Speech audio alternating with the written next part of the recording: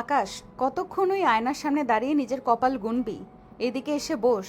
আমি কি তোকে বাঘ নাকি ভাল্লুক মনে হচ্ছি যে ওইভাবে ভয়ে সিটিয়ে আছিস? না মানে নীলাপু, আমি আসলে ঠিক বুঝতে পারছি না কি করা উচিত। এই ঘরটা কেমন দমবন্ধ লাগছে আমার। তোকে কতবার বলেছি যে আজ থেকে আমাকে আপু ডাকবি না? তুই কি চাস আমার মেজাজ খারাপ হোক? আমি যখন একবার বলেছি যে আমি এখন তোর স্ত্রী, তখন সেটা মেনে নেওয়াই তোর জন্য মঙ্গল। আয় আমার কাছে আয়। পাশের ঘরে নিস্তব্ধতা তখন আকাশের কান ফাটানো চিৎকারের চেয়েও ভয়ঙ্কর মনে হচ্ছিল। খাটের চারিদিকে টাঙানো সাদা রজনীগন্ধার মালাগুলো যেন ফাঁসির দড়ির মতো ঝুলছিল। আকাশ ড্রেসিং টেবিলের আয়নার সামনে দাঁড়িয়ে নিজের প্রতিচ্ছবি দেখছিল আর ভাবছিল মানুষের জীবন কতটা অদ্ভুত। কয়েক ঘন্টা আগেও সে ছিল মুক্ত এক যুবক, আর এখন সে তার নিজের বড় খালাতো বোনের স্বামী। ঘরের মধ্যে এসি চললেও আকাশ দরদর করে ঘামছিল। তার পরনের দামি রেশমি শেরওয়ানিটা এখন তার কাছে লোহার বর্মের মতো ভারী লাগছে। আকাশ আর চোখে খাটের দিকে তাকালো।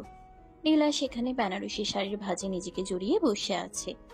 নীলার ব্যক্তিত্ব সবসময় একটু কড়া। তার হাঁটা চলা আর কথা বলার ধরন মানুষকে সমীহ করতে বাধ্য করে। সেই নীলা এখন ঘুমটা সরিয়ে সরাসরি আকাশের চোখের দিকে তাকালো। আকাশ কোনো মতে দুই পা এগিয়ে খাটের এক কোণায় বসলো।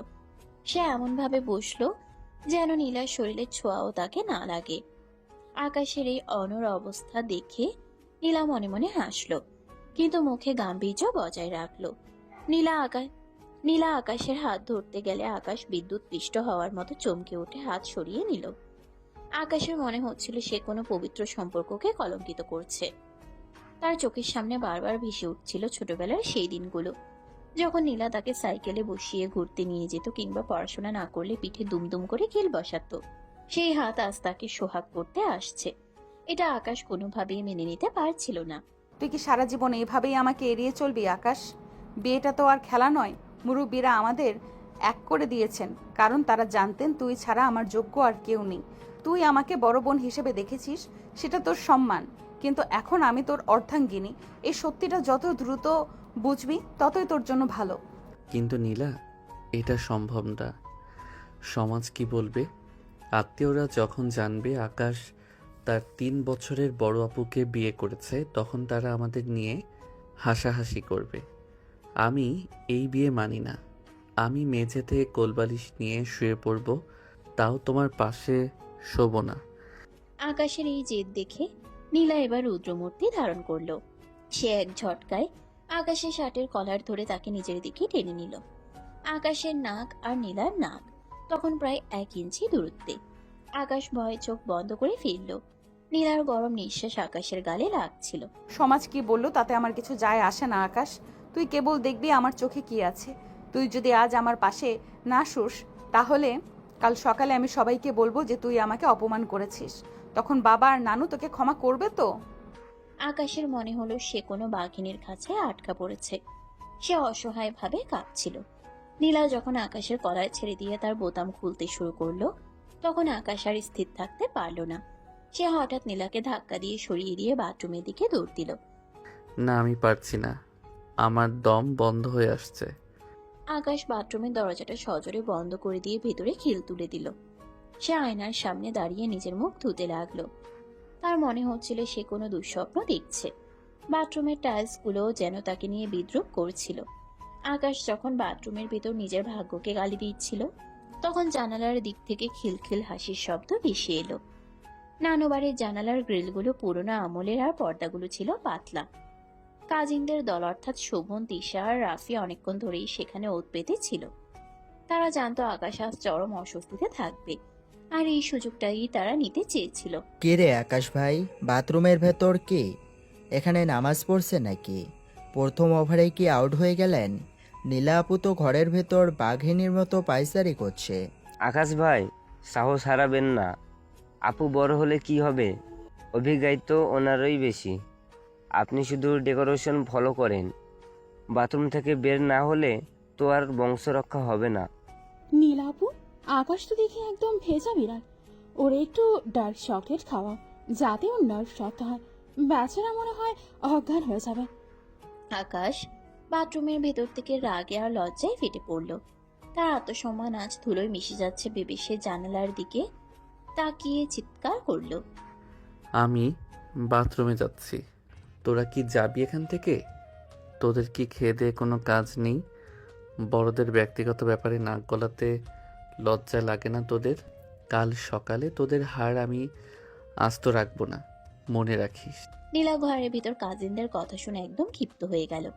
সে জানালার কাছে গিয়ে পর্দাটা একটানে সরিয়ে দিল। কাজিনরা নীলার চোখ মুখের অবস্থা দেখে থতমত খেয়ে গেল। নীলা জানালার গ্রিল ধরে ঝুলে থাকা রাফির হাত কামড়ে দেওয়ার ভঙ্গি করলো। তোদের সাহস তো কম না, আমার বাসর ঘরে উকি দিচ্ছিস। তোদের যদি আজ আমি উচিত শিক্ষা না দেই তবে আমার নামও নীলা না। কাল সকালে তোদের সবাইকে দিয়ে আমি নানুর বাড়ির পুকুর পরিষ্কার করাবো, মনে রাখিস। কাজিনরা বাপরে বাঘিনী আসছে বলে হাসতে হাসতে বাগান দিয়ে দৌড় দিল। দিশা যাওয়ার সময় বলে গেল যে আকাশ ভাই কাল সকালে হয়তো বাথরুমেই নাস্তা করবেন।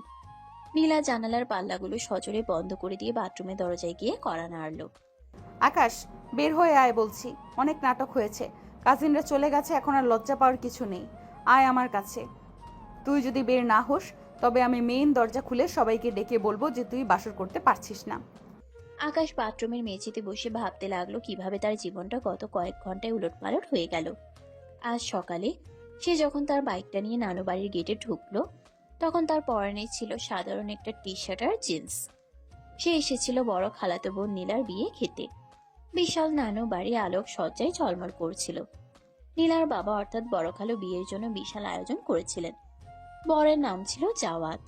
সে লন্ডনে থাকে এবং খুব ধনী পরিবারের ছেলে বলে সবাই জানতো। কিন্তু বিয়ের ঠিক আগ মুহূর্তে জাওয়াত আর তার বাবা এক বিশাল ঝামেলা পাকিয়ে বসলো।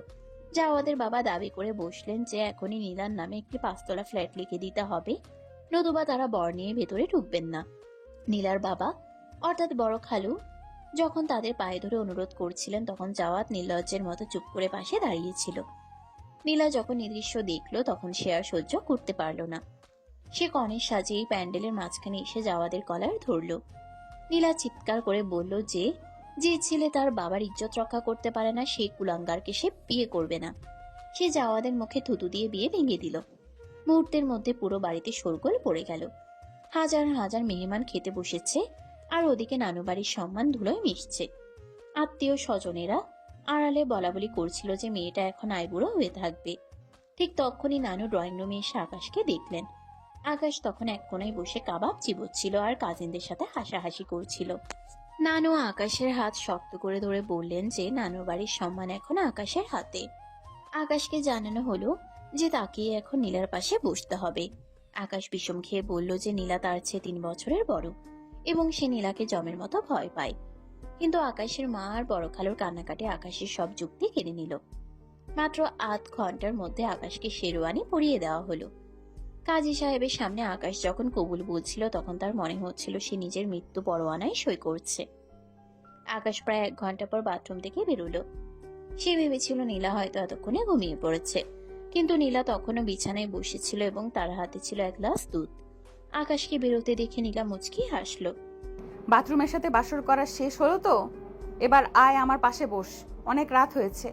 আমি তোমার পাশে শোবো না নীলা, আমি মেঝেতে কোলবালিশ নিয়ে শুয়ে পড়ব।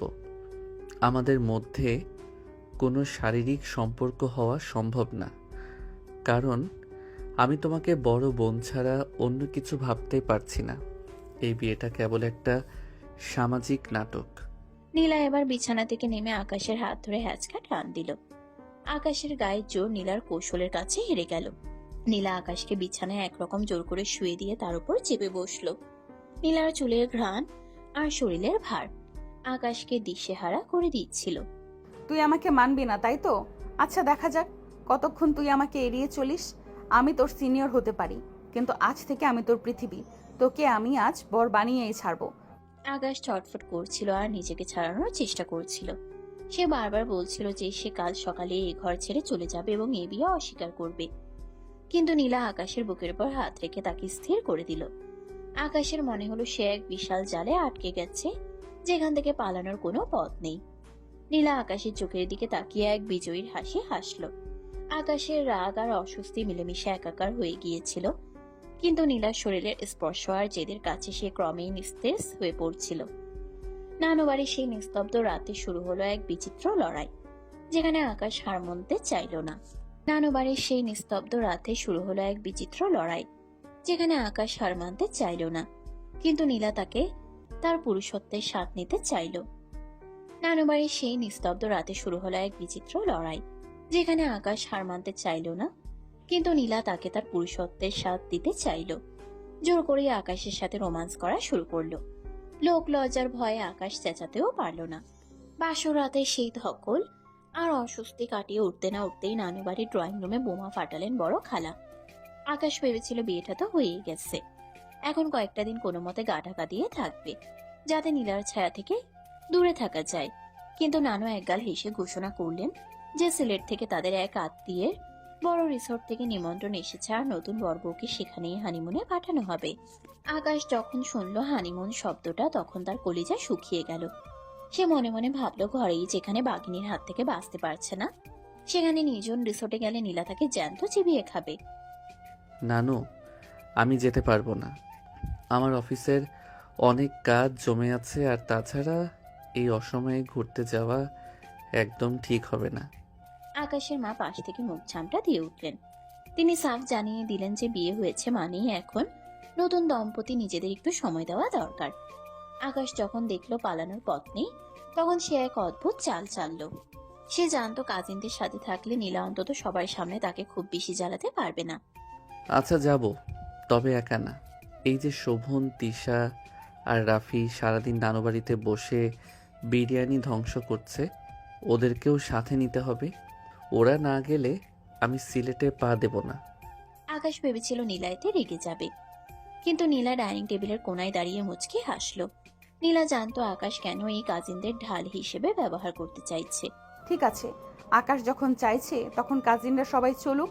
তবে মনে রাখিস, আকাশ সিলেটে গিয়ে কিন্তু কাজিনরা তোকে আমার হাত থেকে বাঁচাতে পারবে না। ওইখানে পাহাড় আছে, চা বাগান আছে, আর আমি আছি। সিলেটগামী উপবন এক্সপ্রেসের এসি কম্পার্টমেন্টে আজ যেন একটা ছোটখাটো মেলা বসেছে। আকাশ জানালার পাশের সিটটা দখল করে বসেছে, যাতে বাইরের দিকে তাকিয়ে থাকা যায় আর নীলের দিক থেকে মুখ ফিরিয়ে রাখা যায়। কিন্তু তার সেই আশায় জল ঢেলে দিল শোভন আর রাফি। তারা আকাশকে ধাক্কা দিয়ে মাঝখানের সিটে বসিয়ে দিল, আর তার ঠিক পাশে এসে বসলো নীলা। নীলা আজ একটা হালকা নীল রঙের জামদানি পরেছে, আর চুলে গেঁথেছে এক গুচ্ছ বেলি ফুল। ট্রেনের ভেতরে বেলি ফুলের ঘ্রাণ আর নীলার পারফিউম মিলেমিশে আকাশকে অস্থির করে তুলল। ট্রেনের চাকা ঘোরার সাথে সাথে কাজিনদের গানের আসর শুরু হলো। তিশা তার গিটার বের করে ধুমধারাক্কা গান শুরু করলো। শোভন আর রাফি তাল দিচ্ছিল। আকাশ জানালার দিকে তাকিয়ে থাকার ভান করছিল, কিন্তু সে অনুভব করলো তার উরুর উপর একটা নরম হাতের স্পর্শ। নীলা চাদরের আড়ালে আকাশের হাতটা খপ করে ধরেছে। আকাশ হাত ছাড়ানোর জন্য মোচড়ামুচড়ি শুরু করলো, কিন্তু নীলার কবজির জোর আকাশের চেয়ে কোনো অংশে কম নয়। নীলা, ছাড়ো বলছি। সবাই দেখছে তো, এইসব কি অসভ্যতা। কেউ দেখছে না আকাশ, সবাই গানে মগ্ন। আর অসভ্যতা কেন হবে? তুই কি আমার পরপুরুষ? আমি আমার বরের হাত ধরেছি, এতে দোষের কি? তুই যত হাত ছাড়ানোর চেষ্টা করবি, আমি তত জোরে ধরবো। নীলা এবার আকাশের কানের একদম কাছে মুখ নিয়ে এলো। ট্রেনের ঝমঝম শব্দের আড়ালে নীলার ফিসফিসানি শুধু আকাশই শুনতে পাচ্ছিল। তুই ভেবেছিস কাজিনদের সাথে এনে খুব বুদ্ধিমানের কাজ করেছিস? দেখলি তো, ওরা তোকে আমার পাশে বসিয়ে দিয়ে নিজেরা মজা করছে। এখন বল, ওই পুরো রাস্তা তুই আমার হাতে বন্দি হয়ে থাকবি, নাকি ভালো ছেলের মতো আমার কাঁধে মাথা রাখবি? আমি কোনোভাবেই তোমার কাঁধে মাথা রাখবো না। তুমি আমার সিনিয়র, তুমি আমার বড় বোন। এই হাত ছাড়ো, না হলে আমি এখনই চিৎকার করব। আকাশ যখন রাগে গজগজ করছিল, তখন তিশা হঠাৎ গান থামিয়ে আকাশের দিকে ক্যামেরা তাক করলো। তিশা খিলখিল করে হেসে উঠল। আকাশ ভাই, আপনি কি ট্রেনে ঝাঁকুনিতে ভয় পাচ্ছেন? আপনার মুখ তো দেখে টমেটোর মতো লাল হয়ে গেছে। আর নীলাপু, আপনি ভাইকে এভাবে জাপটে ধরে আছেন কেন? বেচারা তো নিঃশ্বাস নিতে পারছে না। আরে তিশা, বুঝিস না কেন? আকাশ ভাই ছোট মানুষ তো, প্রথমবার হানিমুনে যাচ্ছে, তাই নার্ভাস হয়ে গেছে। আপু একটু আদর করে দিলেই সব ঠিক হয়ে যাবে। কাজিনদের এই ঠাট্টায় আকাশ লজ্জায় মাটির সাথে মিশে যাচ্ছিল। সে আর চোখে দেখলো নীলা মোটেও লজ্জা পাচ্ছে না, বরং সে আকাশের হাত আরো জোরে চেপে ধরে কাজিনদের দিকে তাকিয়ে হাসছে। আকাশের মনে হলো সে কোনো সার্কাসের জোকার হয়ে গেছে। সিলেটের লাক্কাতুরা চা বাগানের পাশে বিশাল এক রিসর্টে তারা পৌঁছালো বিকেলের দিকে। চারিদিকে সবুজ পাহাড় আর কুয়াশাচ্ছন্ন পরিবেশ। আকাশ মনে মনে ঠিক করলো সে আজ রাফিয়ার শোভনের সাথে অন্য ঘরে থাকবে। কিন্তু রিসোর্টে পৌঁছানোর পর ম্যানেজার জানালেন যে বড় রুম বা হানিমুন সুইট কেবল একটাই খালি আছে, আর কাজিনদের জন্য অন্য ব্লকে ছোট ছোট রুম দেওয়া হয়েছে। আকাশ মাথায় হাত দিয়ে বসে পড়ল। এটা নিশ্চিত নীলার কোনো চাল। রাতের খাবারের পর পাহাড়ে ঝিঝি পোকার ডাক শোনা যাচ্ছিল। আকাশ রিসর্টের ব্যালকনিতে দাঁড়িয়ে সিগারেট খাওয়ার চেষ্টা করছিল, কিন্তু তার আগেই পেছন থেকে নীলা এসে তার হাত থেকে সিগারেটটা কেড়ে নিয়ে ছুঁড়ে ফেলে দিল। আমার সামনে ওসব ছাইপাশ খাওয়া চলবে না আকাশ। অনেক রাত হয়েছে, ঘরে চল। আর আজ কোনো বাথরুম নাটক চলবে না, মনে রাখিস। আকাশ ঘরে ঢুকে দেখলো পুরো খাটটা গোলাপের পাপড়ি দিয়ে সাজানো। কাজিনরা রিসর্ট বয়দের দিয়ে এই কাজ করিয়েছে। আকাশ খাটের দিকে তাকিয়ে মুখ বেঁকালো। নীলা, আমি তোমাকে বারবার বলছি, আমি তোমাকে মানতে পারছি না। তুমি আমাকে কেন এভাবে টর্চার করছো? আমি কি তোমার খেলনা? নীলা এবার ঘরের দরজাটা লক করে চাবিটা তার ব্লাউজের ভিতরে ঢুকিয়ে রাখলো। সে আকাশের দিকে এগিয়ে এলো ধীর পায়ে। নীলার চোখের দৃষ্টি আজ অন্যরকম। সেখানে শাসনের চেয়েও বেশি ছিল এক ধরনের অধিকার বোধ। তুই আমার খেলনা না আকাশ, তুই আমার জীবন। তুই ছোটবেলা থেকে জেদি, আমি জানি, কিন্তু তোর এই জেদ আমি আজ চুরমার করে দেব। তুই আমাকে আপু বলিস কারণ তুই আমাকে অন্য নজরে দেখতে ভয় পাস, কিন্তু আজ আয়নার সামনে দাঁড়িয়ে দেখ তুই বড় হয়েছিস আর আমি তোর স্ত্রী। নীলা আকাশকে ধাক্কা দিয়ে বিছানায় ফেলে দিল। আকাশ ওঠার চেষ্টা করলো, কিন্তু নীলা তার উপর চেপে বসলো। আকাশের দুই হাত মাথার উপর চেপে ধরলো নীলা। আকাশ ছটফট করছিল। ছাড়ো নীলা, তুমি কি জবরদস্তি করবে? এটা কি ঠিক হচ্ছে? তুমি আমার বড়, আমি তোমাকে শ্রদ্ধা করি। শ্রদ্ধার দিন শেষ আকাশ, এখন ভালোবাসার দিন। তুই যদি আজ আমাকে না মানিস তবে আমি তোর এই ঘর থেকে বের হব না, আর তোকেও বের হতে দেব না। দেখি তোর জেদ বড় নাকি আমার ভালোবাসা। ঠিক যখন ঘরের ভেতর আকাশ আর নীলার টানাপোড়েন তুঙ্গে, তখন জানালার কাছের ওপাশে টোকা দেওয়ার শব্দ শোনা গেল। আকাশ একরকম স্বস্তি পেল এই ভেবে যে হয়তো উদ্ধার পাওয়া যাবে, কিন্তু জানালার ওপাশ থেকে রাফিয়ার শোভনের ফিসফিসানি শুরু হলো। আকাশ ভাই, লাইট কেন বন্ধ করলেন না? আমরা তো সব দেখতে পাচ্ছি।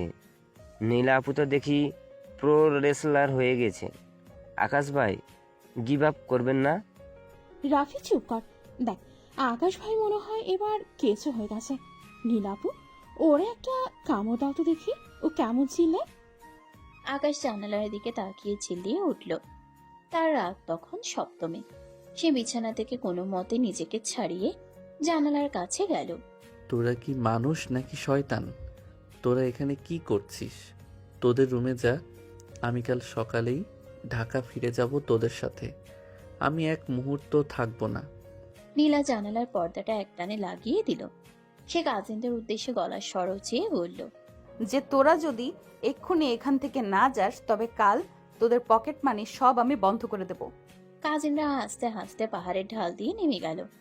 ঘরে এখন পিন পতন নিস্তব্ধতা। আকাশ এক কোণে দাঁড়িয়ে হাঁপাচ্ছে। তার শেরওয়ানিটা কুঁচকে গেছে আর চুলগুলো এলোমেলো। নীলা বিছানায় বসে তার হাতের চুড়িগুলো খুলছে। দেখ আকাশ, পালানোর সব পথ বন্ধ। কাজিনরা মজা করছে, কারণ ওরাও জানে তুই আমাকে ভালোবাসিস, কিন্তু তোর ইগো তোকে স্বীকার করতে দিচ্ছে না। আয় আকাশ, নিজেকে আর কষ্ট দিস না। আকাশ কিছুই বলল না, সে স্থির হয়ে দাঁড়িয়ে রইল। তার মনে একদিকে ঘৃণা আর একদিকে এক অদ্ভুত আকর্ষণ তৈরি হচ্ছিল, যা সে কিছুতেই বুঝতে পারছিল না। নীলা এবার উঠে এসে আকাশের পেছন থেকে তাকে জড়িয়ে ধরল। আকাশের পিঠে নীলার শরীরের উষ্ণতা অনুভব হতেই তার সব প্রতিরোধ যেন ভেঙে পড়তে লাগলো, কিন্তু সে মুখে কিছু বলল না। এক দীর্ঘ রাত আর অমীমাংসিত লড়াইয়ের মাঝে আকাশ নিজেকে হারিয়ে ফেলল এক রহস্যময় অনুভূতিতে। সিলেটের সেই পাহাড়ি রাতে আকাশ মানতে না চাইলেও নীলা তাকে নিজের মায়াজালে আষ্টেপৃষ্টে বেঁধে ফেলল। আকাশ কেবল ভাবছিল এই সিনিয়র খালাতো বোনটি তাকে আর কতভাবে নাস্তানা বোধ করবে। সিলেটের সকালটা ছিল কুয়াশাচ্ছন্ন আর মায়াবী। পাহাড়ের ভাজে ভাজে সাদা মেঘগুলো যেন অলসভাবে শুয়ে আছে। আকাশ রিসর্টের বারান্দায় দাঁড়িয়ে কড়া এক কাপ কফি খাচ্ছিল। তার পরনে একটা হালকা ধূসর সোয়েটার। গত রাতের সেই মানসিক ধকলের পর আকাশের চোখে ঘুম ছিল না বললেই চলে। নীলা এখনো বিছানায় অঘরে ঘুমাচ্ছে। ঘুমের ঘরে নীলার শান্ত মুখটা দেখলে যে কেউ ভাববে সে কতই না লক্ষ্মী মেয়ে, কিন্তু আকাশ জানে এই শান্ত চেহারার আড়ালে কতটা ভয়ঙ্কর এক বাঘিনী লুকিয়ে আছে। আকাশ ভাবলো এই সুযোগে যদি সে একটু একা একা চা বাগানের দিকে বেরিয়ে যেতে পারে, তবে হয়তো এই দম বন্ধ করা পরিস্থিতি থেকে কিছুটা মুক্তি পাবে। আকাশ পা টিপে টিপে ঘর থেকে বেরিয়ে এলো। রিসোর্টের লবি পার হয়ে সে যখন সবুজ চা বাগানের সরু পথ দিয়ে হাঁটতে শুরু করলো, তখন ভোরের হিমেল হাওয়া তার মনটা কিছুটা ভালো করে দিল। কিন্তু আকাশের সেই শান্তি বেশিক্ষণ স্থায়ী হলো না। চা বাগানের বড় একটা গাছের আড়াল থেকে হঠাৎ শোভনার রাফি উদয় হলো। তাদের গলায় ক্যামেরা আর হাতে লাঠি। আরে আকাশ ভাই যে, ভোরবেলা একা একা চা বাগানে কি করছেন? আপুকে ঘরে ফেলে রেখে একা ঘুরতে চলে এলেন? রোম্যান্স কি তাহলে যাতে উঠলো না? তোদের কি সকালবেলা কোনো কাজ নেই? তোরা কি আমাকে পাহারা দেওয়ার জন্য আসিস নাকি ঘুরতে আসিস? আমি একটু একা থাকতে চাই, তোরা যা এখান থেকে। আমরা তো আপনার ভালোর জন্যই বলছি আকাশ ভাই। এই চা বাগানে নাকি চিতাবাঘ আছে, আর ওদিকে আপনার ঘরের বাঘিনী যদি টের পায় যে আপনি তাকে ছাড়া পালিয়েছেন, তবে তো আপনার দাফন এই বাগানেই হবে। আকাশ তাদের কথায় কান না দিয়ে গজগজ করতে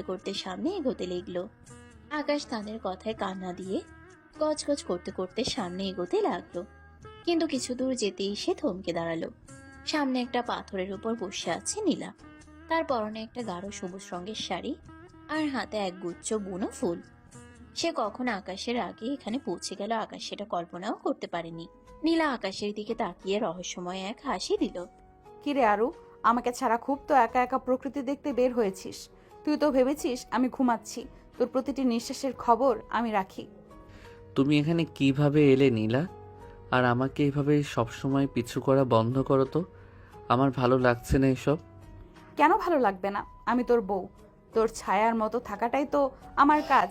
আর এই যে তিশা, শোভন, তোরা দাঁড়িয়ে আছিস কেন? যা, আকাশ ভাইয়ের কয়েকটা ছবি তোল তো আমার সাথে। নীলা উঠে এসে জোর করে আকাশের হাত ধরল। তিশার সাথে সাথে ক্যামেরা নিয়ে পোজ দিতে বলল। নীলা আকাশের কাঁধে মাথা রেখে দাঁড়িয়ে পড়ল, আর আকাশ বিরক্তি নিয়ে অন্যদিকে মুখ ফিরিয়ে রইল। কাজিনরা হাসতে হাসতে একের পর এক ছবি তুলতে লাগলো। আকাশ মনে মনে ভাবলো এই হানিমুন নয়, এটা আসলে তার জন্য এক রাজকীয় জেলখানা। দুপুরের দিকে তারা সবাই মিলে গেল পাংথুমাই ঝর্ণার কাছে। পাহাড়ের বুক চিরে দুধের মতো সাদা জলরাশি আছড়ে পড়ছে পাথরের উপর। কাজিনরা সবাই মেতে উঠল জল খেলিতে। আকাশ একটা বড় পাথরের উপর বসে পা ভেজাচ্ছিল। সে চাচ্ছিল কোনো মতে আজকের দিনটা পার করে দিতে, কিন্তু নীলা তাকে শান্তিতে থাকতে দিলে তো। নীলা পানির ভিতর দিয়ে হেঁটে আকাশের কাছে এলো। ভেজা শাড়িতে নীলাকে দেখাচ্ছিল কোনো জলপরীর মতো, কিন্তু আকাশের কাছে সে ছিল কেবলই এক আপদ। আকাশ, একা বসে থাকিস না তো, আয় পানির নিচে আয়। দেখ কত ঠান্ডা পানি, তোর মাথা গরম সব নেমে যাবে। আমি নামবো না নীলা, আমার শরীর ভালো লাগছে না, তোমরা আনন্দ করো। নীলা আকাশের কথা শুনল না। সে ঝট করে আকাশের হাত ধরে হ্যাচকা টান দিল। আকাশ টাল সামলাতে না পেরে পিচ্ছিল পাথর থেকে শটান পানির মধ্যে আশ্রয় পড়ল। আকাশ পুরোপুরি ভিজে গেল। সে রেগে গিয়ে নীলার দিকে তাকালো। এটা কি করলে নীলা? তুমি কি জানো না আমার ঠান্ডা লাগার ধাত আছে? সবসময় তোমার এই পাগলামি সহ্য হয় না। তুমি কেন বোঝো না যে আমি তোমাকে বউ হিসেবে মানতে পারছি না? তুই মানবি না বলি তো আমি তোকে মানানোর চেষ্টা করছি। তুই কি চাস আমি অন্য মেয়েদের মতো তোকে তোয়াজ করি? আমি তোকে শাসন করব, আদর করব, এটাই তো আমার স্টাইল। ছোটবেলায় যখন এই ঝর্ণার মতো তোর নাক দিয়ে জল পড়তো, তখন তো আমিই মুছিয়ে দিতাম। এখন বড় হয়ে গেছিস বলে খুব দেমাক হয়েছে, তাই না? নীলা পানির মধ্যে আকাশকে ঝাপটে ধরল। ঝর্ণার প্রবল শব্দে তাদের কথা কাজিনরা শুনতে পাচ্ছিল না। আকাশ নিজেকে ছাড়ানোর চেষ্টা করছিল, কিন্তু পানির স্রোত আর নীলার আলিঙ্গন তাকে কাবু করে ফেলল। নীলা আকাশের কানের কাছে মুখ নিয়ে বলল যে আজ রাতে রিসর্টে কিন্তু কোনো বাথরুমের দরজা তোকে বাঁচাতে পারবে না আকাশ। আকাশ রাগে আর লজ্জায় নীলাকে পানির মধ্যেই ফেলে দিয়ে তরতর করে পাড়ে উঠে এলো। তিশা দূর থেকে চেঁচিয়ে বলল যে আকাশ ভাই ঝর্ণার পানিতে মনে হয় আগুন ধরে গেছে। হানিমুনের শেষ দিন, আজ বিকেলে তারা ঢাকার উদ্দেশ্যে রওনা হবে। সকালে তারা গেল জাফলং এর 0 পয়েন্টের দিকে। পাহাড়ি নদী আর পাথরের মায়াবী পরিবেশ। আকাশ ঠিক করলো সে আজ একদম চুপ থাকবে। সে নীলার সাথে কোনো কথা বলবে না। নীলা বারবার তাকে ডাকলেও আকাশ নিরুত্তর রইল। এই নীলাকে এই নীরবতা নীলাকে বেশ উত্তেজিত করে তুলল। নীলা জানতো আকাশকে কিভাবে কথা বলাতে হয়। পাহাড়ের এক নিরিবিলি জায়গায় আকাশ একা দাঁড়িয়েছিল। কাজিনরা তখন দূরে পাথরের উপর বসে আড্ডা দিচ্ছিল। নীলা আকাশের পেছনে এসে দাঁড়ালো। সে আকাশের সোয়েটারের পেছনের অংশ ধরে নিজের দিকে টানলো। কি ব্যাপার আকাশ, একদম বোবা হয়ে গেলি যে? আমার উপর কি খুব রাগ হয়েছে? রাগ হবে না কেন? তুমি কি আমার সাথে দয়া করে একটু সাধারণ ব্যবহার করতে পারো না? সবসময় কেন আমাকে ছোট ভাই মনে করে শাসন করো? আমাদের বিয়ে হয়েছে এটা আমি জানি, কিন্তু আমাদের মধ্যে কোনো মানসিক মিল নেই নীলা। মিল নেই মানে কি? আমি তোকে চিনি তোর জন্মের পর থেকে। তোর কোন খাবার পছন্দ, কোন জামা পছন্দ সব আমি জানি। তুই কেবল তোর ইগোর কারণে স্বীকার করছিস না যে তুই আমাকে পছন্দ করিস। তুই যদি আমাকে পছন্দ না করতি, তবে বিয়ের আসরে যখন নানু তোকে বলেছিল, তখন তুই কেন পালিয়ে গেলি না? কেন কবুল বললি? আমি কবুল বলেছি কারণ খালু সাহেবের সম্মান তখন বড় ছিল, আমার নিজের কোনো ইচ্ছা ছিল না। নীলা এবার আকাশের একদম সামনে এসে দাঁড়ালো। সে আকাশের চোখের দিকে সরাসরি তাকালো। নীলার চোখে তখন জল টলমল করছিল। এই প্রথম আকাশ নীলাকে দুর্বল হতে দেখল। আকাশ, তুই কি ভাবিস বড় বোন হওয়াটা আমার অপরাধ? আমি তোকে ছোটবেলা থেকে আগলে রেখেছি। এখন যখন তোকে স্বামী হিসেবে পেয়েছি, আমি কি তোকে ছেড়ে দেব? তুই আমাকে ঘৃণা করিস, কিন্তু আমি তোকে ভালোবাসি আকাশ। তুই যদি সত্যি আমাকে না চাস, তবে ঢাকা গিয়ে আমি সবাইকে বলবো আমাদের ডিভোর্স দিয়ে দিতে। তুই কি সেটা চাস? আকাশের মনে এক অদ্ভুত দ্বিধা তৈরি হলো। সে নীলার চোখে এই প্রথম ভালোবাসা দেখল, যা কেবল শাসনের আড়ালে ঢাকা ছিল। আকাশ কিছু বলতে চাইল, কিন্তু তার আগেই রাফিয়ার শোভন হুড়মুড় করে সেখানে চলে এলো। আকাশ ভাই, নীলা আপু কি কাঁদছে? আপনি কি আপুকে মেরেছেন নাকি? দেখো শোভন, আকাশ ভাই কত নিষ্ঠুর। আরে না, আপু কাঁদছে কারণ আকাশ ভাই মনে হয় আই লাভ ইউ বলেছে। তিশা দেখ, লাইভ রোম্যান্স চলছে। তিশা ক্যামেরা নিয়ে ভিডিও করা শুরু করলো। আকাশ এবার আর রাগ করলো না। সে দীর্ঘশ্বাস ফেলে নীলার চোখের জল মুছে দিল। আকাশ বুঝতে পারলো এই সিনিয়র খালাতো বোনটিকে সে ঘৃণা করলেও তার মায়া থেকে বের হওয়া তার পক্ষে সম্ভব না। নীলা, চলো, অনেক হয়েছে। কাজিনদের সামনে ড্রামা করো না তো, ঢাকা চলো, তারপর দেখা যাবে কি হয়। নীলা আকাশের হাতে চিমটি কেটে হাসলো। সে জানতো আকাশ নরম হতে শুরু করেছে। ট্রেনে ফেরার পথে আকাশ আর জানালার দিকে তাকিয়ে থাকলো না, বরং সে নীলার কাঁধে মাথা রেখে ঘুমিয়ে পড়লো। কাজিনরা পুরোটা পথ সেই দৃশ্য ভিডিও করলো। আর আকাশ মনে মনে ভাবলো এই পাগলি বউটাকে সামলানোই হয়তো তার জীবনের সবচেয়ে বড় চ্যালেঞ্জ হতে যাচ্ছে। হানিমুনের শেষ দিনটা ছিল জাফলং এর 0 পয়েন্টের আশেপাশে। ফেরার পথে হঠাৎ আকাশ কালো করে প্রচন্ড বৃষ্টি শুরু হলো। পাহাড়ি এলাকায় বৃষ্টি মানেই বিপদ। বড় বড় পাথরের চাঙ্গর আর কাদায় ধসে জাফলং থেকে ফেরার মূল রাস্তাটা বন্ধ হয়ে গেল। আকাশ আর নীলা যে জিপে ছিল সেটার চাকাও কাদার মধ্যে দেবে গেল। কাজিনরা অন্য একটা গাড়িতে অনেক আগেই বেরিয়ে গিয়েছিল, তাই তারা অনেকটা পথ এগিয়ে গিয়ে আটকা পড়েছে। কিন্তু আকাশ আর নীলা মাঝ রাস্তায় এক জনমানবহীন জায়গায় আটকা পড়ে গেল। জিপের ড্রাইভার জানালো যে রাস্তা পরিষ্কার হতে কাল সকাল হয়ে যাবে। কাছাকাছি কেবল বন বিভাগের একটা পুরনো জীর্ণ বাংলো আছে, যেখানে রাত কাটানো ছাড়া আর কোনো উপায় নেই। আকাশ আর নীলা যখন বৃষ্টিতে ভিজতে ভিজতে সে বাংলোর বারান্দায় পৌঁছালো, তখন দুজনের অবস্থাই শোচনীয়। পুরনো আমলের কাঠের বাংলো, চারদিকে ঘন জঙ্গল আর ঝিঝি পোকার ডাক বৃষ্টির শব্দের সাথে মিশে এক ভয়ঙ্কর পরিবেশ তৈরি করেছে। বাংলোর কেয়ারটেকার লণ্ঠন জ্বালিয়ে দিয়ে গেল, কারণ ওখানে বিদ্যুৎ নেই। আকাশ ভিজে একাকার হয়ে কাঁপছিল, তার মেজাজ তখন তুঙ্গে। সে ভাবছিল এই বিপদও কি নীলার কোনো চাল নাকি। দেখলে তো নীলা, তোমার জেদের কারণে আজ এই জঙ্গলে আটকা পড়লাম। এখন এই ভাঙা ঘরে রাত কাটাতে হবে। চারদিকে কেমন আওয়াজ হচ্ছে শুনছো?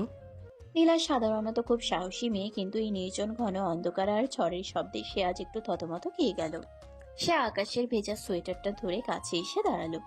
নীলার বেনারসি শাড়িটা ভিজে তার গায়ের সাথে লেপ্টে আছে। আকাশ, আমার খুব ভয় লাগছে। চারদিকে কেমন অদ্ভুত সব শব্দ হচ্ছে। তুই আমার পাশ থেকে একদম সরবি না।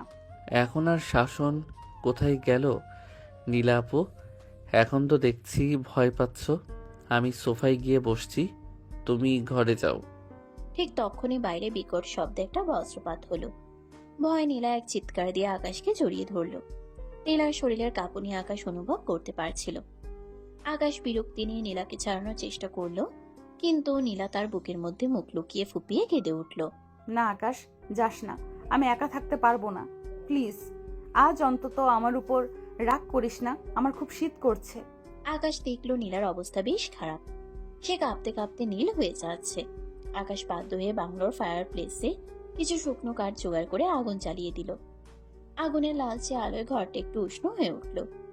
আকাশ নিজের সোয়েটার খুলে এক কোণায় রাখলো। নীলা আগুনের পাশে বসেছিল, কিন্তু তার ভেজা কাপড় তাকে আরো অসুস্থ করে দিচ্ছিল। আকাশ, আমার খুব কষ্ট হচ্ছে, কাপড়গুলো ভিজে ভারী হয়ে গেছে। তুই ওইদিকে ঘুর, আমি শাড়িটা একটু ঠিক করে নিই। আকাশ অন্যদিকে মুখ ফিরিয়ে নিল। সে মনে মনে ভাবছিল কেন এই মেয়েটার প্রতি সে বারবার দুর্বল হয়ে পড়ছে। কিছুক্ষণ পর নীলা কাপা গলায় আকাশকে ডাকলো। আকাশ তাকিয়ে দেখলো নীলা কেবল একটা পাতলা পেটিকোট আর ব্লাউজ পরে তার উপর একটা কম্বল জড়িয়ে বসে আছে। আগুনের আলোয় নীলার ফর্সা শরীরের ভাঁজগুলো আরো রহস্যময় হয়ে উঠেছে। আকাশ, আমার খুব শীত লাগছে, তুই কি আমার পাশে আসবি না? আমি মরে গেলে কি তোর খুব ভালো লাগবে? আকাশ অনিচ্ছা সত্ত্বেও নীলার পাশে গিয়ে বসলো। নীলার সাথে সাথে আকাশের গায়ের উপর ঢলে পড়লো। আকাশের বলিষ্ঠ বুকে নীলার নরম শরীরের ছোঁয়া লাগতে আকাশের রক্ত টকবগিয়ে ফুটতে শুরু করলো। সে অনেক চেষ্টা করেছিল নিজেকে সামলাতে, কিন্তু পরিবেশ আর নীলার মায়াবী কাতরতা তাকে দিশেহারা করে দিচ্ছিল। নীলা আকাশের হাতটা নিয়ে নিজের বুকের উপর রাখলো। দেখ আকাশ, আমার হৃৎপিণ্ড কত জোরে কাঁপছে। তুই কি এখনো আমাকে ঘৃণা করবি? আমি তোর বউ আকাশ, আজ এই নির্জনতায় অন্তত আমাকে নিজের করে নে। আকাশ আর নিজেকে ধরে রাখতে পারল না। সে নীলার চিবুক ধরে নিজের দিকে ফেরালো। নীলার চোখে তখন একাধারে ভয় আর তীব্র তৃষ্ণা। আকাশ নিচু হয়ে নীলার ঠোঁটে নিজের ঠোঁট ডুবিয়ে দিল। প্রথম দিকে আকাশ অনিচ্ছুক থাকলেও নীলার সোহাগ আর শরীরের উষ্ণতা তাকে উন্মাদ করে তুলল। আকাশ আর নিজেকে ধরে রাখতে পারল না। সে নীলার চিবুক ধরে নিজের দিকে ফেরালো। নীলার চোখে তখন একাধারে ভয় আর তীব্র তৃষ্ণা। আকাশ নিচু হয়ে নীলার ঠোঁটে নিজের ঠোঁট ডুবিয়ে দিল। প্রথম দিকে আকাশ অনিচ্ছুক থাকলেও নীলার সোহাগ আর শরীরের উষ্ণতা তাকে উন্মাদ করে তুলল। নীলা আকাশের ঘাড় জড়িয়ে ধরে তাকে আরো নিবিড়ভাবে কাছে টেনে নিল। আগুনের রোমে দুজনের শরীরের দূরত্ব মুছে যেতে লাগলো। ঘরের কোনায় লণ্ঠনের আলো নিভে এসেছে, কেবল আগুনের শিখাটা তখনও টিমটিম করে জ্বলছিল। আকাশ আর নীলার দীর্ঘদিনের শাসনের দেয়াল আজ এই নির্জন বাংলায় ভেঙে চুরমার হয়ে গেল। আকাশ আর নীলার দীর্ঘদিনের শাসনের দেয়াল আজ এই নির্জন বাংলায় ভেঙে চুরমার হয়ে গেল। আকাশ নীলার ব্লাউজের বোতামগুলো একে একে খুলতে শুরু করলো। নীলা লজ্জায় চোখ বন্ধ করে আকাশের বুকে নখ বসিয়ে দিল। আকাশের ঠোঁট যখন নীলার উন্মুক্ত পিটার ঘাড়ে বিচরণ করছিল, তখন নীলা যন্ত্রণায় আর সুখে এক অদ্ভুত শব্দ করল। আকাশ নীলাকে পাজাকুলা করে তুলে নিয়ে পুরনো কাঠের খাটে শুয়ে দিল। খাটটা নড়বড়ে হওয়া এক ধরনের ক্যাচ ক্যাচ শব্দ হচ্ছিল, যা বাইরের বৃষ্টির শব্দের সাথে মিলে এক আদিম সুর তৈরি করলো। আকাশ নীলার উপর ঝুঁকে পড়ল। নীলার পেটিকোটের বাঁধন আলগা হতেই আকাশের চোখের সামনে এক অপার্থিব সৌন্দর্যের দুয়ার খুলে গেল। আকাশ আর স্থির থাকতে পারল না। সে নীলার শরীরের প্রতিটি ভাঁজে নিজের অধিকার প্রতিষ্ঠা করতে লাগলো। নীলা আকাশে পুরুষত্বের ভারে পিষ্ট হচ্ছিল, কিন্তু তার চোখে ছিল এক অপার্থিব তৃপ্তি। সে বারবার বলছিল যে আকাশ, আজ আমি তোর হলাম সারা জীবনের জন্য। আকাশের প্রতিটি স্পর্শে নীলা যেন নতুন করে জন্ম নিচ্ছিল। তাদের দুজনে নিঃশ্বাস মিলেমিশে একাকার হয়ে গিয়েছিল। বাইরের ঝড়ো হাওয়া আর বৃষ্টির শব্দ ছাপিয়ে ঘরের ভিতর কেবল তাদের শরীরের মিলন আর চাপা আর্তনাদ প্রতিধ্বনিত হচ্ছিল। আকাশ তার সব রাগ আর জেদ ভুলে নীলার শরীরে অলি গলিতে নিজেকে হারিয়ে ফেলল। দীর্ঘ সময় পর যখন সব শান্ত হলো, আকাশ নীলার বুকে মাথা রেখে হাঁপাচ্ছিল। নীলা আকাশের চুলে বিলি কেটে দিচ্ছিল। আকাশের মনে হলো এই সিনিয়র খালাতো বোনটিকে সে হয়তো কোনোদিন অন্তর থেকে ঘৃণা করতে পারেনি, কেবল ইগোর কারণে নিজেকে দূরে সরিয়ে রেখেছিল। পরদিন সকালে যখন ভোরের আলো বাংলোর ভাঙা জানালা দিয়ে ঘরে ঢুকলো, তখন আকাশ দেখলো নীলা তার বাহুবন্দী হয়ে গভীর ঘুমে আচ্ছন্ন। আকাশের মনে এখন আর কোনো ঘৃণা নেই, কেবল এক অদ্ভুত মায়া কাজ করছে। সে নীলার কপালে একটা চুমু দিয়ে উঠে দাঁড়ালো। ঠিক তখনই বাইরে জিপের হর্ন আর কাজিনদের চিৎকার শোনা গেল। আকাশ ভাই, নীলা আপু মরে গেছেন নাকি জ্যান্ত আছেন? আমরা তো সারা রাত টেনশনে শেষ। আরে দেখ দেখ, বাংলোর দরজা তো ভেতর থেকে বন্ধ। আকাশ ভাই মনে হয় কাল রাতে পাহাড় জয় করে ফেলেছেন। ঈশা জানালার ফাঁক দিয়ে উকি মারার চেষ্টা করলো, কিন্তু আকাশ ততক্ষণে চাদর দিয়ে নীলাকে ঢেকে দিয়েছে। আকাশ দরজা খুলে বেরোতেই কাজিনরা তাকে ঘিরে ধরলো। আকাশের এলোমেলো চুল আর জামা কাপড় দেখে কাজিনরা হিহি করে হাসতে লাগলো। আকাশ ভাই, আপনার চোখ মুখ তো বলছে কাল রাতে সিলেটে ভূমিকম্প হয়েছে। নীলাপু কোথায়, তাকে একটু দেখি। আকাশ এবার রাগে নয়, বরং এক ধরনের লজ্জা মিশ্রিত হাসি দিয়ে কাজিনদের থামালো। সে বুঝতে পারলো এই হানিমুন তার জীবনের মোড় ঘুরিয়ে দিয়েছে। নীলা ঘর থেকে বেরিয়ে এসে আকাশের হাত ধরলো। তার চেহারায় এখন এক ধরনের বিজয়িনী তৃপ্তি। কাজিনরা যখন হাসাহাসি করছিল তখন নীলা আকাশের কাঁধে মাথা রেখে বলল যে আজ থেকে আকাশ কেবল আমার, আর এই শাসনের রাজত্বে এখন থেকে শুধু সোহাগের শাসন চলবে। আকাশ কেবল দীর্ঘশ্বাস ফেলে আকাশের দিকে তাকালো। তার মনে হলো সিনিয়র খালাতো বোনের মায়াজাল থেকে পালানোর কোনো পথ আর অবশিষ্ট নেই। সিলেট থেকে ফেরার পর আকাশ ভেবেছিল জীবনটা হয়তো একটু শান্ত হবে, কিন্তু ঢাকার নানু বাড়িতে পা রাখা মাত্রই সে বুঝলো তার মুক্তি নেই। নানু বাড়ির নিয়ম অনুযায়ী নতুন জামাইকে হাতে হাতে রান্না করে শ্বশুরবাড়ির লোকেদের খাওয়াতে হয়। আকাশ সকাল থেকেই পালানোর ফন্দি করছিল। সে ভেবেছিল ছাদে গিয়ে লুকিয়ে থাকবে, কিন্তু নীলা যেন আকাশের মনের কথা পড়তে পারে। আকাশ যখন ছাদের দরজার কাছে পৌঁছালো তখনই পেছন থেকে খপ করে তার কলার ধরে ফেলল নীলা। রে আরু, বাসুর ঘর থেকে বাথরুমে পালানো তো অনেক দেখেছিস, এখন কি রান্নাঘর থেকে ছাদে পালাবি? নীলা, তুমি কি আমাকে এক মুহূর্তের জন্য একা ছাড়বে না? আমি রান্না করতে পারি না। শোন আকাশ, তুই পারিস কি পারিস না সেটা বড় কথা নয়। যখন বলেছে রান্নাঘরে যাবি তার মানে তুই যাবি, আর এখন আমি তোর বউ, আমার হুকুম না মানলে কিন্তু ফল ভালো হবে না। নীলা একরকম টেনে হিঁচড়ে আকাশকে রান্নাঘরে নিয়ে এলো। রান্নাঘরে তখন বিশাল আয়োজন। মামি, খালা আর কাজিনরা মিলে সব গুছিয়ে রেখেছে। তিশা আর রাফি দরজার আড়ালে দাঁড়িয়ে হাসাহাসি করছিল। নীলা একটা ধারালো বটি আকাশের সামনে এগিয়ে দিয়ে বলল যে আজ তাকে 2 কেজি পেঁয়াজ কুচি করতে হবে। আমি কেন পেঁয়াজ কাটতে যাব? আমি পারবো না। তুমি কি আমাকে তোমার বাড়ির চাকর পেয়েছো? কেন করছো এসব? আমি তোমাকে স্ত্রী হিসেবে মানি না, এটা কি তোমার মাথায় ঢোকে না? আর আজীবন দেখলাম মেয়েরা রান্না করে, এখানে কাহিনী উল্টা। নীলা হুট করে রান্নাঘরের দরজাটা ভেতর থেকে আটকে দিল। সে একটা বড় ছুরি হাতে নিয়ে আকাশের একদম কাছে এসে দাঁড়ালো। নীলার চোখে তখন এক অদ্ভুত পাগলামি। সে ছুরির ধারালো মাথাটা আকাশের গলার কাছে ধরলো। মানিস না তো? আচ্ছা, মানতে হবে না, কিন্তু আমি যা বলবো সেটা তোকে করতে হবে। তুই যদি পেঁয়াজ না কাটছিস তবে আমি নিজের হাত কাটবো, আর সবাইকে বলবো আকাশ আমাকে মেরে ফেলার চেষ্টা করছে। বল কোনটা চাস? তুমি তুমি তো একটা সাইকো নীলা, তুমি পাগল হয়ে গেছো। হ্যাঁ, আমি তোর জন্য পাগল। এখন কাজ শুরু কর আরু। আকাশ নিরুপায় হয়ে পেঁয়াজ কাটতে শুরু করলো। পেঁয়াজের ঝাঁজে তার চোখ দিয়ে জল বের হতে লাগলো।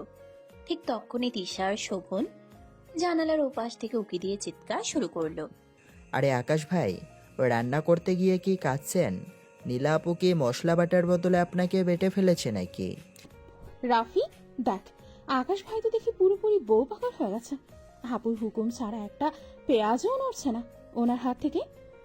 আকাশ রাগে একটা আস্ত পেঁয়াজ জানালার দিকে ছুঁড়ে মারলো, কিন্তু নীলা পেছন থেকে আকাশকে ঝাপটে ধরলো। পেঁয়াজ মাখা হাত নিয়ে নীলা আকাশের ঘাড় কামড়ে দিল। আকাশ ব্যথায় আর অস্বস্তিতে কুঁকড়ে গেল। ছাড়ো নীলা, ছি, সবাই দেখছে তো, তোমার লজ্জা নেই? লজ্জার কি আছে? তুই আমার বৈধ স্বামী, আর কাজিনরা যত দেখবে ততই তো ভালো। ওরা বুঝবে আকাশ এখন পুরোপুরি নীলার কবজায়। বাড়ির ভেতরে যখন এই রোমান্টিক আর সাইকো ড্রামা চলছে, ড্রয়িং রুমে তখন মুরব্বীদের মধ্যে অন্যরকম একটা আলাপ চলছিল। মেজো মামি সবসময় নীলাকে অপছন্দ করতেন, কারণ নীলা খুব জেদি। তিনি আকাশের খালার কানে বিষ ঢালছিলেন। আপা, আপনি দেখেছেন আকাশ ছেলেটা কেমন শুকিয়ে গেছে? নীলা তো মেয়ে ভালো না, সব সময় ছেলেটার ওপর খবরদারি করে। বিয়ের পর থেকে আকাশ মুখ ফুটে একটা কথাও বলছে না। এভাবে চললে কিন্তু আকাশ অসুস্থ হয়ে যাবে। আমি কি করব মেজবউ? ছেলেটা তো আগে থেকে আকাশ পাতাল ভাবতো। নীলা একটু করা হলে আকাশের মঙ্গলের জন্যই করেছে। তবে হ্যাঁ, নীলার শাসনটা একটু বেশি হয়ে যাচ্ছে। ঠিক তখনই বড় খালু নীলার বাবা সেখানে এলেন। তিনি আকাশের উপর খুব ভরসা করেন। তিনি মেজো মামির কথা শুনে রেগে গেলেন। তোমরা অকারণে মেজাজ খারাপ করো না। আকাশ আর নীলা ভাই বোন ছিল, এখন স্বামী স্ত্রী, ওদের একটু সময় দাও। নীলা আকাশকে আগলে রাখছে বলেই আকাশ এখন লাইনে আছে। কয়েকদিন পর নানু বাড়ির ছাদে বড়ি দেওয়ার ধুম পড়ল। শীতের সকালে রোদে বসে সবাই ডাল ঘুটছে। আকাশকে ছাদে ডেকে নেওয়া হলো ডাল ঘুটে দেওয়ার জন্য। আকাশের মেজাজ আজ একদম বিগড়ে আছে। সে ডাল ঘুরতে ঘুরতে বারবার তিশার দিকে তাকাচ্ছিল, যেন সে তাকে এই বিপদ থেকে উদ্ধার করবে। আকাশ, ডালটা কিন্তু ভালো করে ঘুরতে হবে, না হলে বড়ি ভালো হবে না। আর তিশার দিকে ওভাবে তাকিয়ে থাকিস না, ও তোকে বাঁচাতে আসবে না। নীলা, তুমি কি চাও আমি সবার সামনে তোমার সাথে ঝগড়া করি? কেন আমাকে এভাবে ছোট করছো? সবাই হাসছে আমাকে দেখে। নীলা হুট করে আকাশের সামনে রাখা ডালের পাত্রে হাত ডুবিয়ে একদলা ডাল আকাশের গালে হেপটে দিল। পুরো ছাদে হাসি রোল পড়ে গেল। আকাশ রাগে হিতাহিত জ্ঞান হারিয়ে নীলার হাত ঝাপটে ধরল। অনেক হয়েছে, আমি আর নিতে পারছি না। তুমি আমাকে মানুষ ভাবো না? আমি এই বিয়ে মানি না, এই সম্পর্ক মানি না। আমি এখনই বাড়ি চলে যাব। পুরো ছাদ নিস্তব্ধ হয়ে গেল। মুরব্বীরা অবাক হয়ে আকাশের দিকে তাকিয়ে রইল। নীলা কিন্তু একটুও ঘাবড়ালো না। সে ধীর পায়ে উঠে দাঁড়ালো এবং সবার সামনে আকাশের কলার ধরল। যাবে কোথায়? নানু বাড়ি থেকে বের হওয়ার রাস্তা কি তোর বাবার? আমি যেখানে আছি সেখানে তোকে থাকতে হবে। তুই যদি আর একটা কথাও বলিস আকাশ, তবে আমি এই ছাদ থেকে লাফ দেব। সবার সামনে বলছি, আমি যদি আজ ছাদ থেকে পড়ি তবে তার দায়ী হবে আকাশ। তুমি তুমি কি সারা জীবন এভাবেই আমাকে ব্ল্যাকমেইল করবে? হ্যাঁ, সারা জীবন তুই যতবার পালাবি আমি ততবার তোকে এইভাবে শেকল দিয়ে বাঁধবো। নীলা সবার সামনে আকাশকে ঝাপটে ধরল। কাজিনরা তখন শিশি দিতে শুরু করলো। নানু হাসি মুখে বললেন, না রে আকাশ, বইয়ের উপর রাগ করতে নেই। দেখ নীলা তোকে কত ভালোবাসে। আকাশ বুঝলো এই পরিবারে তার কথা কেউ শুনবে না। নীলা তার সাইকোগিরি আর পাগলামি দিয়ে পুরো পরিবারকে নিজের পক্ষে করে নিয়েছে। আকাশ কেবল নিজের ভাগ্যের উপর বিরক্তি নিয়ে আকাশের দিকে তাকিয়ে রইল। নীলা তখন আকাশের কানে কামড় দিয়ে বলল, রাতে ছাদে আসবি আকাশ, আজ চাঁদের আলোয় তোকে আমার নতুন রূপ দেখাবো। আকাশের মনে হলো এই খালাতো বোনের মায়াজাল থেকে পালানোর চেয়ে মৃত্যুই হয়তো সহজ ছিল। কিন্তু নীলা তাকে মরতেও দিবে না, আবার শান্তিতে বাঁচতেও দিবে না। এক অদ্ভুত অস্থিরতা আর দহনের মধ্য দিয়ে আকাশের দিনগুলো কাটতে লাগলো, যেখানে নীলার পাগলামি ছিল একমাত্র ধ্রুব সত্য। বাড়ির সবাই যখন গভীর ঘুমে আচ্ছন্ন, তখন পুরো নানু বাড়িটা এক রহস্যময় নিস্তব্ধতায় ডুবে গেছে। আকাশ বিছানায় এপাশ ওপাশ করছিল। নীলার সেই শেষ কথাটি তার কানে বারবার বাজছে। রাতে ছাদে আসবি আকাশ। আকাশ ঠিক করেছিল সে যাবে না। কেন যাবে? কেন সে বারবার ওই মেয়েটার হুকুম মেনে নেবে? কিন্তু তার ভেতরে এক অদ্ভুত কৌতূহল আর ভয় কাজ করছিল। নীলা যা মেয়ে, হয়তো সত্যি সত্যি ছাদ থেকে লাফিয়ে পড়ে একটা অঘটন ঘটিয়ে দেবে। আকাশ অনিচ্ছা সত্ত্বেও বিছানা ছাড়লো। পা টিপে টিপে সিঁড়ি বেয়ে ছাদের দিকে এগোতে লাগলো সে। ছাদের দরজাটা খোলাই ছিল। বাইরে পূর্ণিমার চাদর বিছানো চাঁদের আলো। উত্তরে হাওয়ায় আকাশের গায়ের পশম খাড়া হয়ে যাচ্ছে। সে দেখলো ছাদের কার্নিশে পিঠ দিয়ে দাঁড়িয়ে আছে নীলা। তার পরনে নীল শাড়িটা বাতাসে পতপত করে উঠছে। চুলে কোনো বাঁধন নেই। চাঁদের আলোয় নীলার ফর্সা মুখটা আজ মানুষের মতো লাগছে না, যেন কোনো মায়াবী ডাইনি দাঁড়িয়ে আছে। আকাশকে দেখে নীলা এক অদ্ভুত হাসি দিল। আমি জানতাম তুই আসবি। বড় আপুর হুকুম অমান্য করার ক্ষমতা তোর এখনো হয়নি আকাশ। নীলা, এই পাগলামি বন্ধ করো। অনেক রাত হয়েছে, নিচে চলো। মুরব্বীরা কেউ জেগে গেলে কেলেঙ্কারি হবে। কেলেঙ্কারি তো অনেক আগে, যেদিন তুই কবুল বলেছিস সেদিনই আমাদের জীবনের সব পথটা ছিঁড়ে গেছে। তুই আমাকে মানবি না বলেছিস না? আজ এই চাঁদের আলোয় বলতো, আমার চোখের দিকে তাকিয়ে কি তুই বলতে পারবি যে তুই আমাকে ঘৃণা করিস? নীলা আকাশের একদম সামনে এসে দাঁড়ালো। তার শরীর থেকে আসা বেলি ফুলের তেলের তীব্র ঘ্রাণ আকাশের মাথা ঝিমঝিম করে দিল। আকাশ মুখ ফিরিয়ে নিল। নীলা হুট করে আকাশের দুই হাত ধরে নিজের কোমরে জড়িয়ে নিল।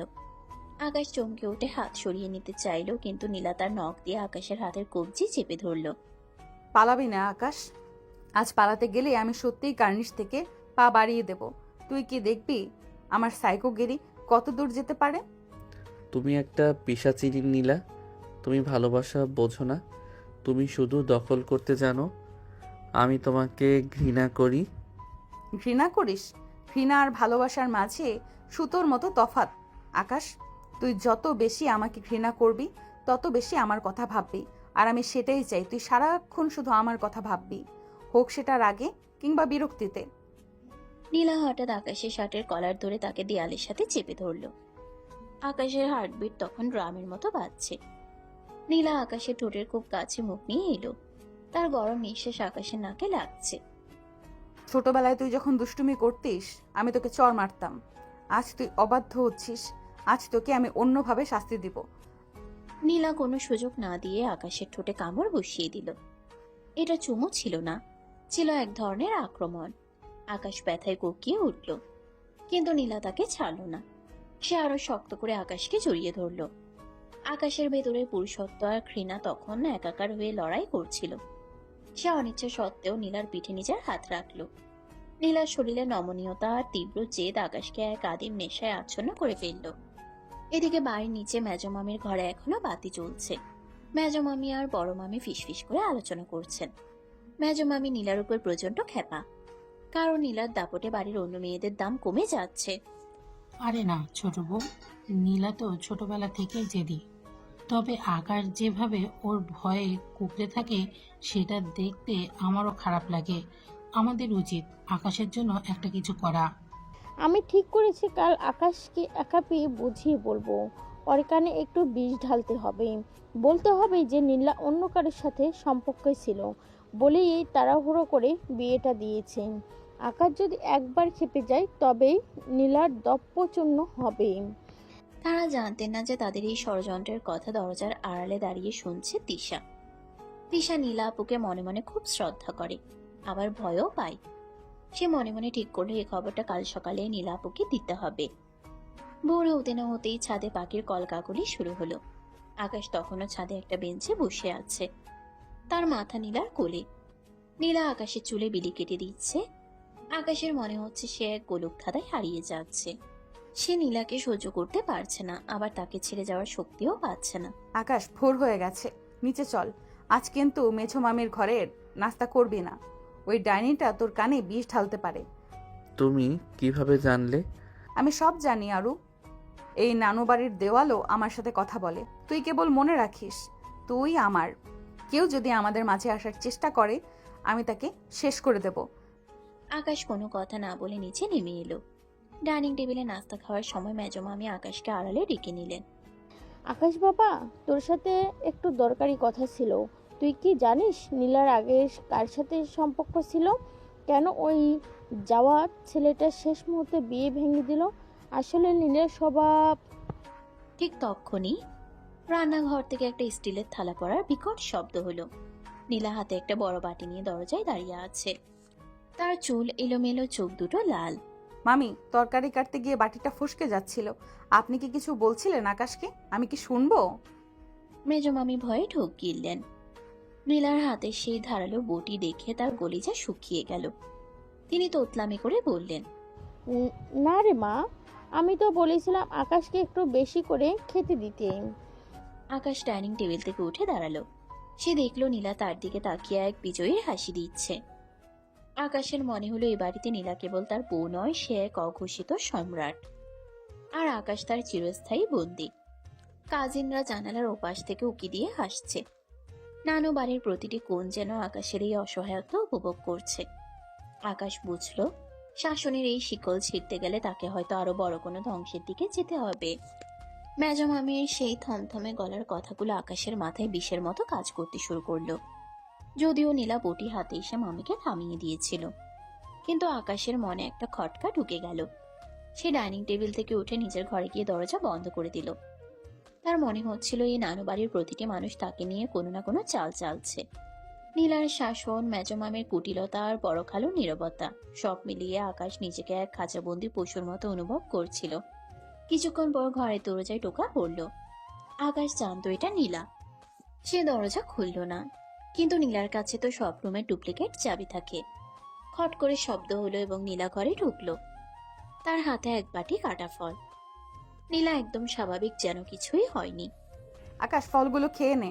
মেছো মামি ওই আবোল তাবোল কথা শুনে মুখ ভার করে বসে থাকিস না। জানিসই তো উনি একটু বেশি কথা বলে। মেজো মামি কি মিথ্যা বলছে নীলা? তুমি কেন জাওয়াতকে চর মেরেছিলে? কেন তোমার বিয়েটা ভেঙে গেল? তুমি কি সত্যি অন্য কারোর সাথে? নীলা বাটিটা ধপ করে টেবিলের উপর রাখলো। তার চোখের মনি স্থির হয়ে গেল। সে আকাশের একদম সামনে এসে তার শার্টের গলাটা চেপে ধরল। নীলার নখ আকাশের বুকের চামড়ায় বিঁধে যাচ্ছিল। তুই আমাকে সন্দেহ করছিস আকাশ? যে নীলা তোকে ছোটবেলা থেকে আগলে রেখেছে তাকে তুই ওই কুটিল মহিলার কথায় বিচার করছিস? যাওয়াত ছিল একটা জানোয়ার, সে আমার বাবার মান সম্মান নিয়ে খেলতে চেয়েছিল, তাই আমি তাকে শিক্ষা দিয়েছি। আর তুই তুই তো আমার নিজের, তোকে আমি ছাড়বো ভেবেছি? ছাড়বে না বলেই তো জোর করে বিয়ে করেছো। তুমি একটা সাইকো নীলা। তুমি শুধু মানুষকে নিয়ন্ত্রণ করতে পারো, ভালোবাসতে জানো না। আমি আজই এই বাড়ি ছেড়ে চলে যাব। দেখি তুমি কিভাবে আমাকে আটকাও। আকাশ আলমারি থেকে নিজের ব্যাগ বের করে জামা কাপড় ঢোকানো শুরু করলো। নীলা এক কোণে দাঁড়িয়ে স্থির হয়ে তাকে দেখছিল। তার মুখে কোনো রাগ নেই, কেবল এক অদ্ভুত শান্ত শীতলতা। আকাশ যখন ব্যাগ গুছিয়ে দরজার দিকে এগোতে চাইল, নীলা ধীর পায়ে গিয়ে দরজার সামনে দাঁড়িয়ে পড়ল। যাবি যা, তবে মনে রাখিস আকাশ, তুই যদি এই নানু বাড়ির গেট পার হোস তবে পেছনে ফিরে দেখবি এই বাড়ি থেকে আমার লাশ বের হচ্ছে। আমি আগেই বলেছি তুই ছাড়া আমার জীবনে আর কেউ নেই। তুই চলে গেলে আমি নিজেকে শেষ করে দেব, আর তার দায়ভার পড়বে তোর আর তোর মায়ের ওপর। আকাশের হাত থেকে ব্যাগটা নিচে পড়ে গেল। সে জানে এটা নীলা অনায়াসেই করতে পারে। সে একটা উন্মাদ। আকাশ ধপ করে মেঝেতে বসে পড়ল। তার চোখ দিয়ে নোনা জল গড়িয়ে পড়ল। সে অনুভব করলো তার পায়ের শেকলটা লোহার নয়, বরং এক অদৃশ্য ভালোবাসার বা লালসার যা তাকে পঙ্গু করে দিচ্ছে। দুপুরে নানুবাড়ির পেছনের বিশাল বাগান বাড়িতে এক গোপন মিটিং বসলো। শোভন, তিশা আর রাফি সেখানে গোল হয়ে বসে আছে। তারা দেখছে আকাশ ভাই আর নীলা আপুর মধ্যে সম্পর্কের টানাপোড়েন এখন চরমে। তিশা তার মোবাইল তোলা ছাদে সেই ভিডিওটা দেখাচ্ছিল। দেখ রাফি, আকাশ ভাই আসলে নীলা আপুকে ভয় পায় না। ওনার মায়ার জারে আটকে গেছে। কিন্তু মেজ মামি যে বিষ ঢুকিয়েছে সেটা বের না করে কিন্তু বড় কোনো অঘটন ঘটে যাবে। আমার একটা আইডিয়া আছে। আমরা আকাশ ভাইকে নিয়ে আজ রাতে পেছনের দিঘির পাড়ে আড্ডা দেব। সেখানে আমরা এমন কিছু নাটক করব যাতে আকাশ ভাই বুঝতে পারেন নীলা আপু ওনাকে কতটা পাগলের মতো ভালোবাসে। আমরা মিথ্যা বলবো যে নীলা আপু অসুস্থ হয়ে পড়েছেন। আরে না, আপু তো এমনিতেই সাইকো, ওসব ছোটোখাটো নাটকে কাজ হবে না। বরং আমরা আকাশ ভাইকে বলবো যে জাওয়াদ আবার এলাকায় এসেছে নীলা আপুকে তুলে নিয়ে যেতে। আকাশ ভাই যদি পুরুষ হয়ে থাকেন তবে ওনার ভিতরের হিরোটা জেগে উঠবেই। তারা যখন এই ফোন দিয়ে আসছে তখন নীলা বাগানের ঝোপের আড়াল থেকে সব শুনছিল। সে মনে মনে হাসলো। কাজিনদের এই বোকামিগুলোই এখন তার কাজে লাগবে। সে ভাবলো আকাশকে একটু হিংসুটে জ্যালাস করে তুললে মন্দ হয় না। সন্ধ্যা নামার পর পুরো নানুবাড়ি কুয়াশায় ঢেকে গেল। আকাশ একা দিঘির পাড়ে একটা শান বাঁধানো ঘাটে বসেছিল।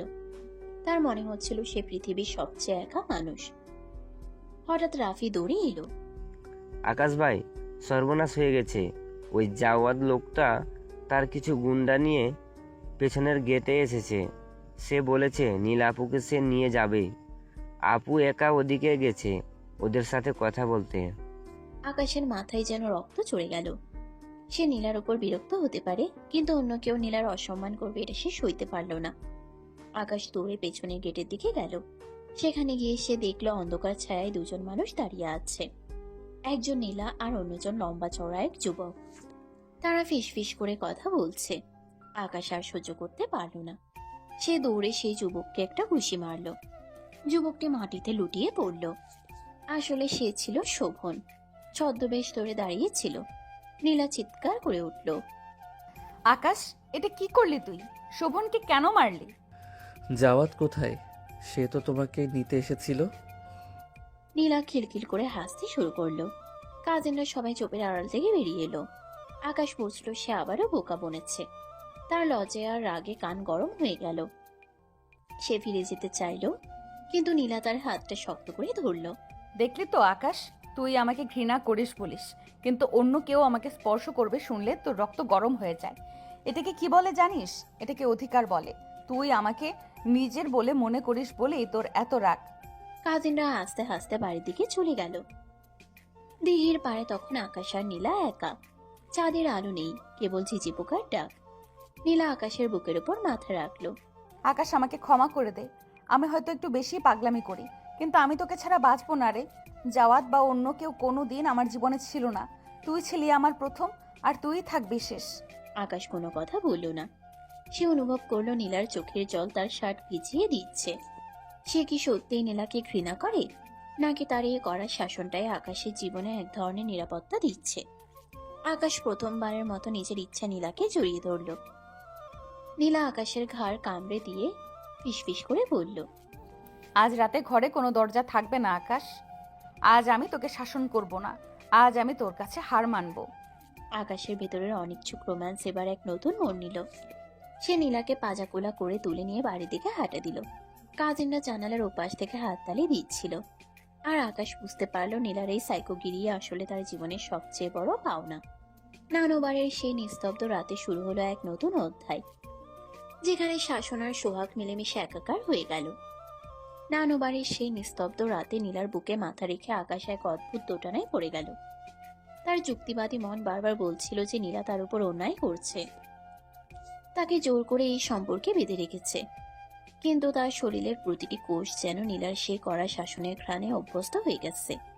আকাশ বুঝতে পারছিল নীলা যখন তাকে ধমক দেয় বা কলার চেপে ধরে, তখন সে যতটা না বিরক্ত হয় তার চেয়ে বেশি এক ধরনের শিহরণ অনুভব করে।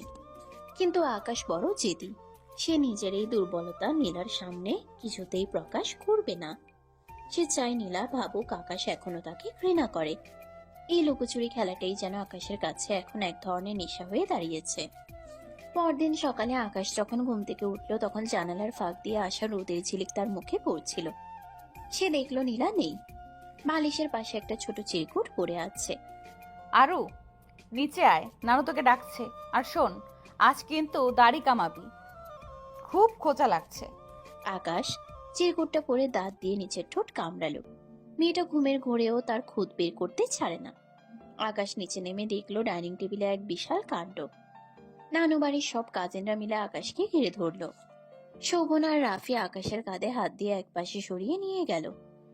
আকাশ ভাই, কাল রাতে দিঘির পাড়ে যে হিরোগিরি দেখালেন, তার জন্য তো আপনাকে একটা মেডেল দেওয়া উচিত। নীলা আপু তো আজ সকাল থেকে খুশিতে ডগমগ করছে। কিন্তু ভাই, একটা কথা গোপন রাখবেন না। কাল রাতে কি সত্যি কোনো অঘটন ঘটেছে? আপুর গলার কাছে একটা লাল দাগ দেখলাম। ওটা কি মশার কামড় নাকি অন্য কিছু? আকাশের কান গলা লাল হয়ে গেল। সে তোতলামি করে বলল, তোরা তোরা সবসময় আজে বাজে চিন্তা করিস কেন?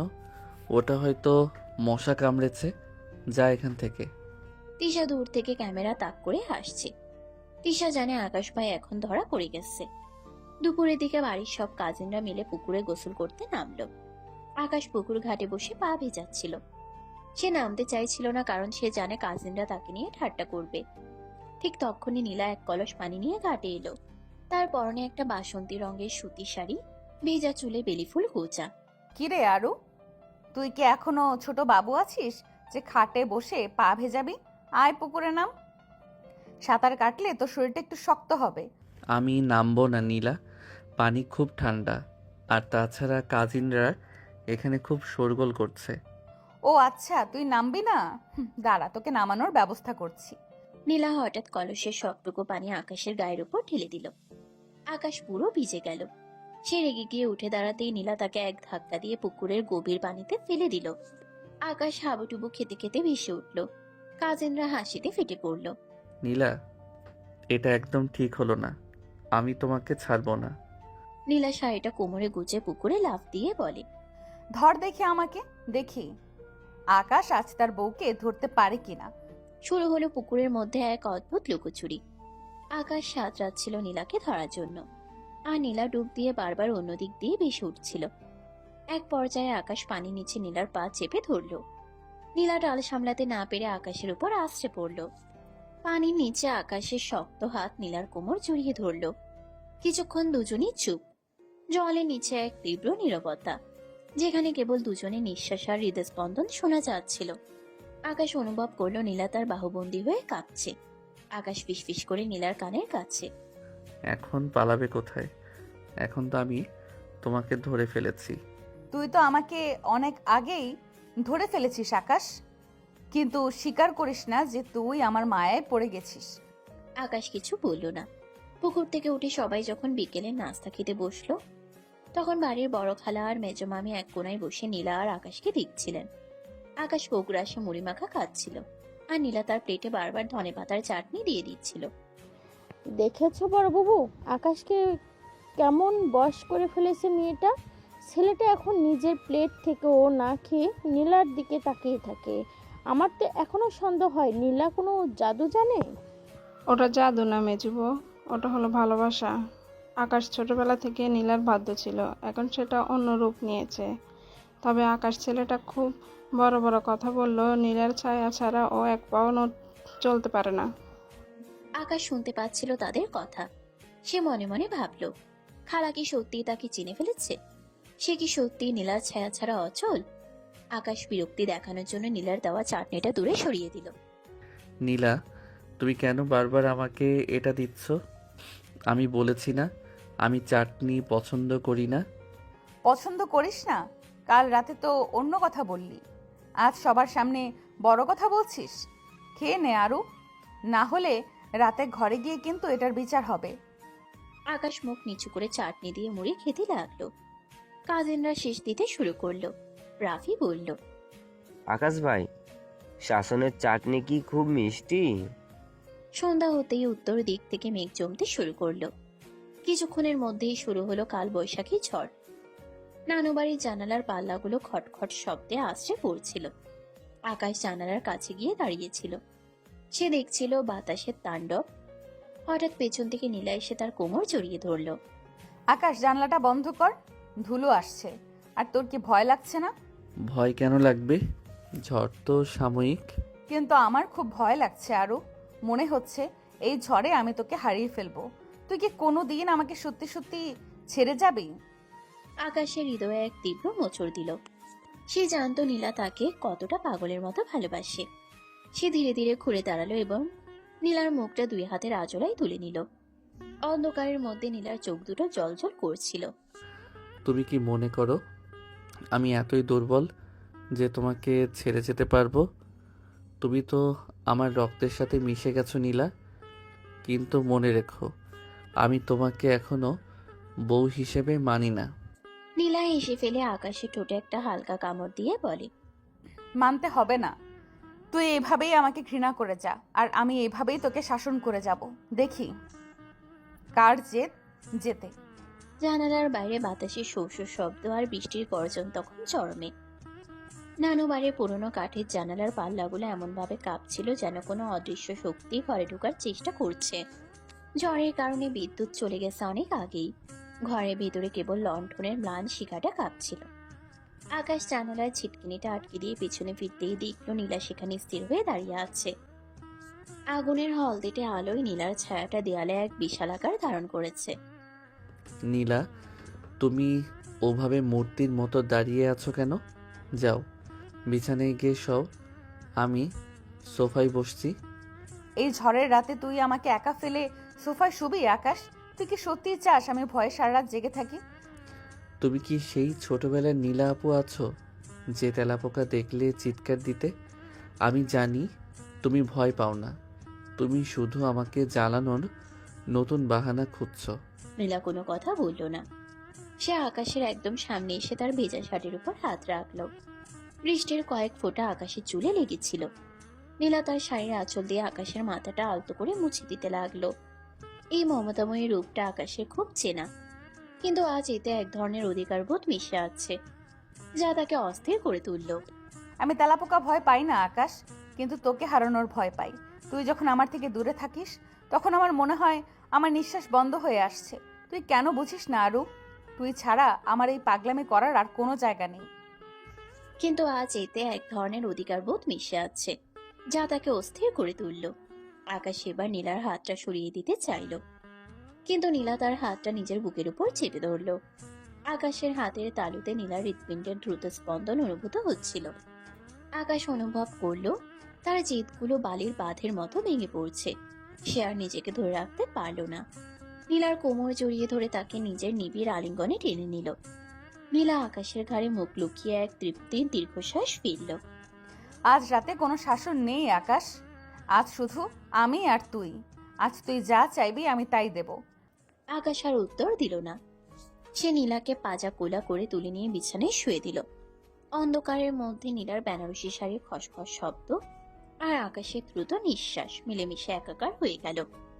আকাশের ঠোঁট যখন নীলার গলায় বিচরণ করছিল, নীলা যন্ত্রণায় আর সুখে আকাশকে আরো শক্ত করে জড়িয়ে ধরল। অনিচ্ছুক রোম্যান্স এখন এক আদিম তীব্রতায় রূপ নিল, যেখানে বড় আর ছোটর ব্যবধান মুছে গিয়ে কেবল দুজন মানুষের হাহাকার অবশিষ্ট রইল। ভোরের আলো ফোটার আগেই ঝিরিঝিরি বৃষ্টি শুরু হয়েছে। আকাশ যখন ঘুম থেকে উঠল, সে দেখল নীলা তার বাহুবন্দী হয়ে গভীর ঘুমে আচ্ছন্ন। নীলার এলোমেলো চুলগুলো আকাশের মুখে এসে লাগছিল। আকাশ হাত বাড়িয়ে নীলার চুলগুলো সরিয়ে দিল।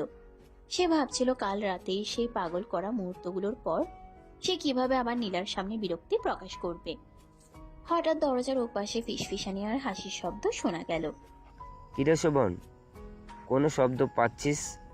আকাশ ভাই মনে হয় এখনো অপারেশন থিয়েটারে।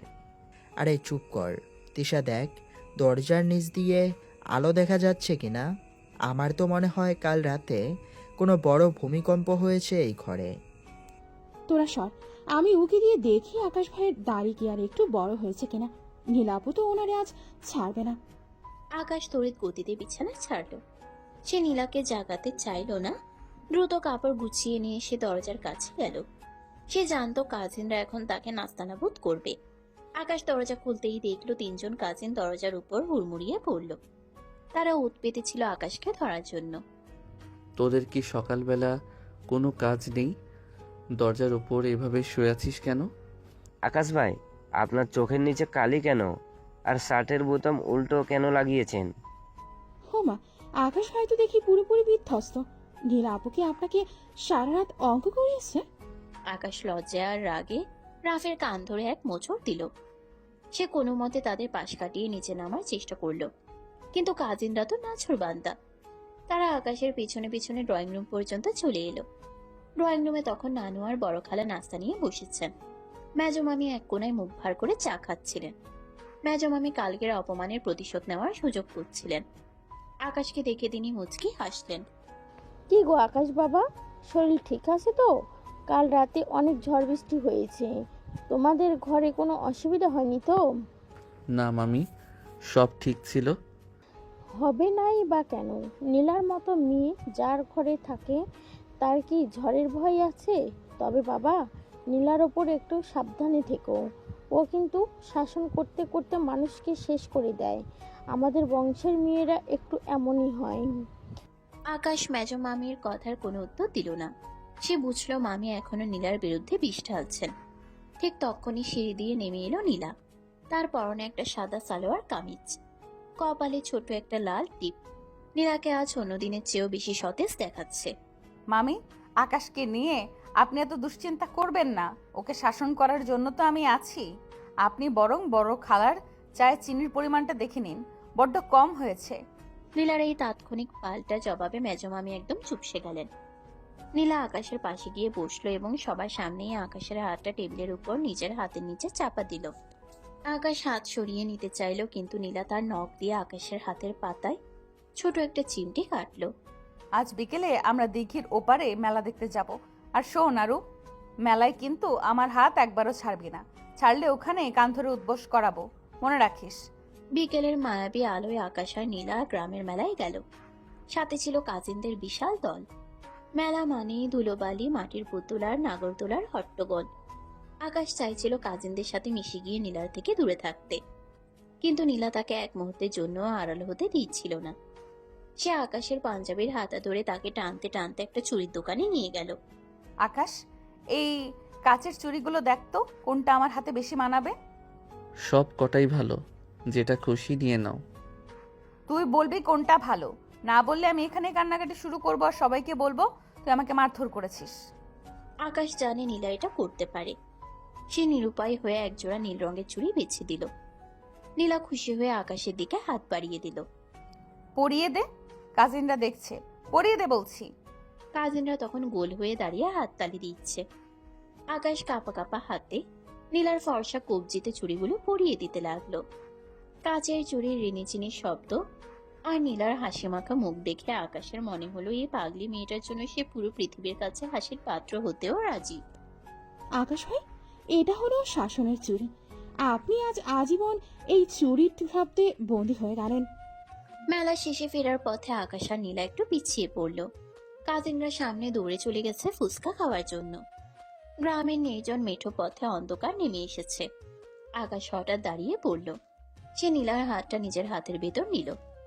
নীলা, তুমি কি জানো তুমি আমার জীবনটা কতটা ওলটপালট করে দিয়েছো? আমি তোমাকে মানতে চাই না, কিন্তু তুমি আমাকে সুযোগই দাও না। সুযোগ তোকে আমি কোনোদিনও দেব না আরু। তুই আমার জেদ, তুই আমার শাসন, আর তুই আমার একমাত্র ভালোবাসা। আকাশ কোনো কথা বলল না। সে অনুভব করলো নীলার চুরি পরা হাতের ছোঁয়া তার হৃদয়ের এক গভীর প্রশান্তি এনে দিচ্ছে। সে কি সত্যি নীলাকে ঘৃণা করে, নাকি এই শাসনের আবরণে ঢাকা ভালোবাসাটাই তার জীবনে ধ্রুব সত্য? আকাশ নীলার কপালে একটা দীর্ঘ চুম্বন এঁকে দিল। কাজিনরা দূর থেকে শীষ দিচ্ছিল, কিন্তু আকাশের তাতে আজ আর কিছু যায় আসে না। নানু বাড়ির প্রতিটি ধূলিকণার সাক্ষী রইল এই অসম অথচ তীব্র প্রেমের, যা কেবল আকাশ আর নীলার মাঝেই সীমাবদ্ধ। তারা এক নতুন ভবিষ্যতের দিকে হেঁটে চলল, যেখানে নীলার শাসনই হবে আকাশের একমাত্র ঠিকানা। নানু বাড়ির সেই মায়াবী দিনগুলো যেন স্বপ্নের মতো কেটে যাচ্ছিল, কিন্তু প্রতিটি ছুটিরই একটা শেষ থাকে। আকাশ আর নীলার এবার শহরে ফেরার সময় হলো। বাসর ঘরের সেই আতঙ্কিত আকাশ আর আজকের এই আকাশের মধ্যে আকাশ পাতাল তফাৎ। আকাশ এখনো মুখে বলে যে সে নীলাকে সহ্য করতে পারছে না, কিন্তু নীলার ব্যাগ গোছানো থেকে শুরু করে প্রতিটি ছোটখাটো জিনিসের খেয়াল এখন আকাশই রাখছে। ফেরার পথে ট্রেনের জানালার পাশে বসে আকাশ বাইরের দৃশ্য দেখছিল। নীলা তার কাঁধে মাথা রেখে পরম শান্তিতে ঘুমাচ্ছে। আকাশের মনে হলো যে মানুষটার শাসনকে সে বিষ মনে করত, আজ সেই মানুষটার অস্তিত্বই তার নিঃশ্বাসের মতো হয়ে গেছে।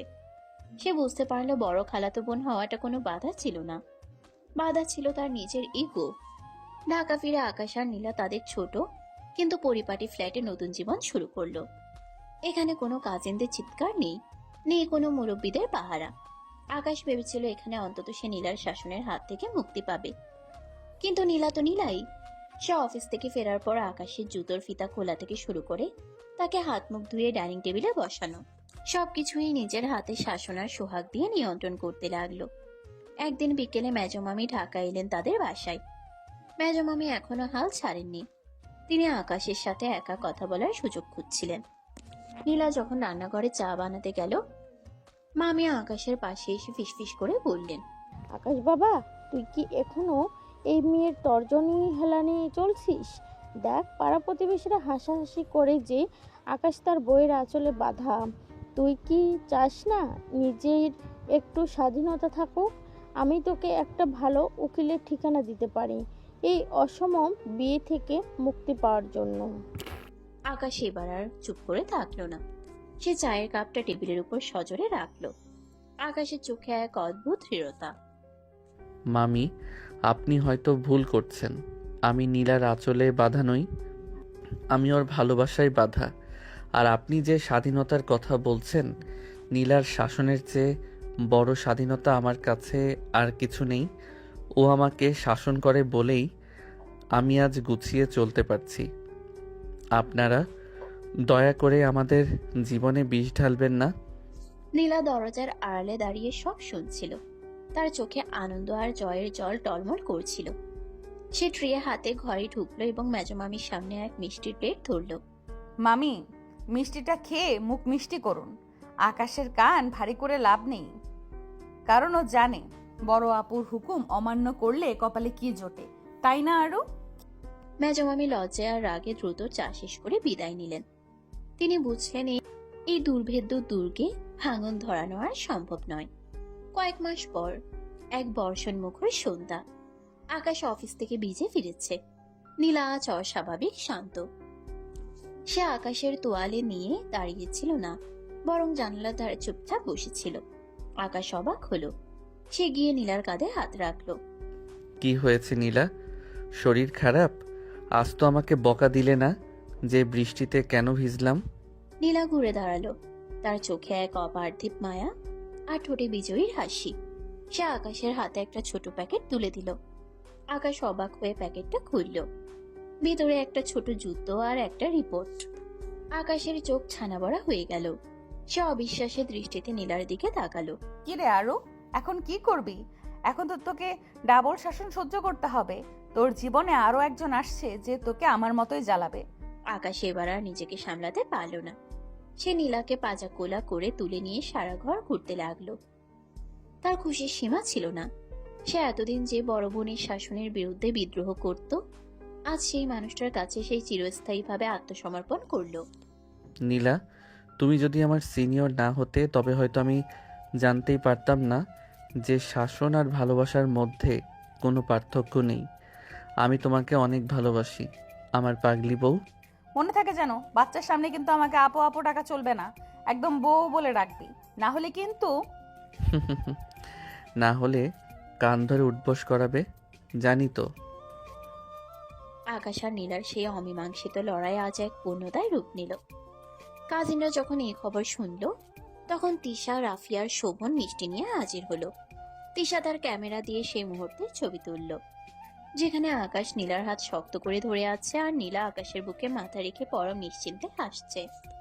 যেখানে আকাশ নীলার হাত শক্ত করে ধরে আছে আর নীলা আকাশের বুকে মাথা রেখে পরম নিশ্চিন্তে হাসছে। কাজিনরা একসাথে চেঁচিয়ে উঠল। নানুবাড়ির সেই নিস্তব্ধ বাসর ঘর থেকে শুরু হওয়া গল্পটা আজ এক সুন্দর শান্ত নীড়ে এসে সমাপ্ত হলো। আকাশ এখন আর পালানোর পথ খোঁজে না, বরং সে নীলার শাসনের মাঝেই নিজের স্বর্গ খুঁজে পেয়েছে। বড় বোন থেকে জীবনসঙ্গী হওয়ার এই যাত্রায় জয় হলো কেবল নিখাত ভালোবাসার। শাসনের শিকল আজ সোনালী সুতোয় পরিণত হয়েছে, যা তাদের দুজনকে এক অবিচ্ছেদ্য বন্ধনে বেঁধে রেখেছে। ঢাকা শহরের ব্যস্ত জীবনের মাঝে আকাশ আর নীলার ছোট সংসারটা এখন এক নতুন উত্তেজনায় কাঁপছে। নীলা এখন 6 মাসের অন্তঃসত্ত্বা, কিন্তু নীলার স্বভাব কি আর বদলায়? বরং প্রেগন্যান্সি হরমোনের কারণে তার সাইকোগিরি আর শাসন এখন দ্বিগুণ হয়ে গেছে। আগে সে শুধু আকাশকে শাসন করত, এখন সে পেটের বাচ্চাকে সাথে নিয়ে আকাশকে নাজেহাল করে ছাড়ে। মাঝরাতে হঠাৎ নীলার মনে হলো সে কাঁচা আম দিয়ে শুটকি মাছের ভর্তা খাবে। আকাশ তখন গভীর ঘুমে বিভোর। এই আরু, ওট বলছি। তোর ছেলে বলেছে যে এখন শুটকি ভর্তা খাবে, জলদি রান্নাঘরে যা। নীলা, এখন রাত 3টা বাজে, এখন শুটকি কোথায় পাবো? আর ছেলে বলছে নাকি তুমি বলছো?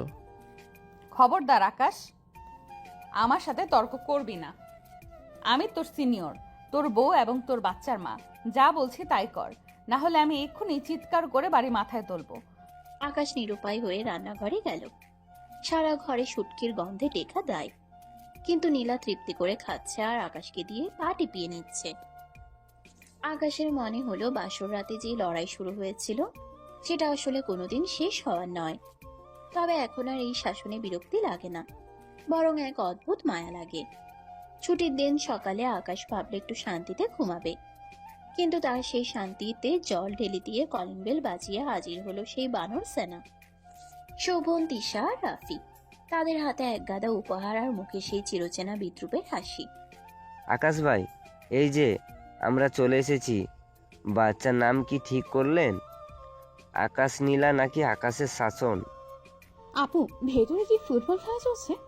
আকাশ ভাই কি এখনো বাচ্চার ভয়ে বাথরুমে ঢোকায়? আরে তিশা দেখ, আকাশ ভাই তো দেখি পুরোপুরি গৃহিণী হয়ে গেছেন। হাতে অ্যাপ্রন লাগানো, হাতে খুন্তি। নীলা আপু তো ওনারে একদম মক্স করে সেরেছে। আকাশ এবার আর রাগ করল না। সে কাজিনদের জন্য নাস্তা বানাতে বানাতে হাসলো। সে জানতো এই দুষ্টু দলটাই তার আর নীলার সম্পর্কের সাক্ষী। নীলা সোফায় রানী ভিক্টোরিয়ার মতো বসে কাজিনদের ডিরেকশন দিচ্ছে আর আকাশকে দিয়ে চা পরিবেশন করাচ্ছে। শোভন, তোর আকাশ ভাইকে বলতো একটু ভালো করে চা বানাতে, চিনি যেন কম না হয়। ও তো আজকাল আমার কথা কানেই নেয় না। নীলা, আমি সব শুনছি। কাজিনদের সামনে অন্তত একটু সম্মান দাও। আমি এখন বাবা হতে চলেছি। আকাশ ভাই, বাবা হলেও আপনি আমাদের সেই ছোট বড়ি থাকবেন, যাকে নীলা আপু কান ধরে বাসর ঘরে ঢুকিয়েছিল। সময় দ্রুত বয়ে চলল। একদিন মাঝরাতে নীলার প্রস্রব বেদনা শুরু হলো। আকাশ তখন কাঁপতে কাঁপতে গাড়ি বের করলো। হাসপাতালে যাওয়ার পথেও নীলা আকাশের হাতটা মরণ কামড়ের মতো কামড়ে ধরে রইল। আকাশ, যদি আমার কিছু হয় তবে তোকে আমি পরকালেও ছাড়বো না। তুই কেন আমাকে এত কষ্ট দিচ্ছিস? সব তোর দোষ। আচ্ছা বাবা, সব আমার দোষ। তুমি শান্ত হও, আমরা হাসপাতালে পৌঁছে গেছি। ওটির বাইরে আকাশ পায়চারি করছিল। তার মনে হচ্ছিল তার কলিজাটা কেউ ছিঁড়ে নিচ্ছে। ঠিক 1 ঘন্টা পর নার্স বেরিয়ে এসে একটা ছোট্ট তুলতুলে বাচ্চার প্যাকেট আকাশের কোলে তুলে দিল। অভিনন্দন, আপনার ছেলে হয়েছে, একদম মায়ের মতো চোখ পেয়েছে। আকাশ বাচ্চার দিকে তাকিয়ে ফুপিয়ে কেঁদে উঠল। তার মনে হলো পৃথিবীর সব যুদ্ধ আজ শেষ হয়ে গেল। সে কেবিনে গিয়ে দেখলো নীলা ফ্যাকাশে মুখে শুয়ে আছে। আকাশ বাচ্চার কপালে আর নীলার কপালে চুমু খেলো।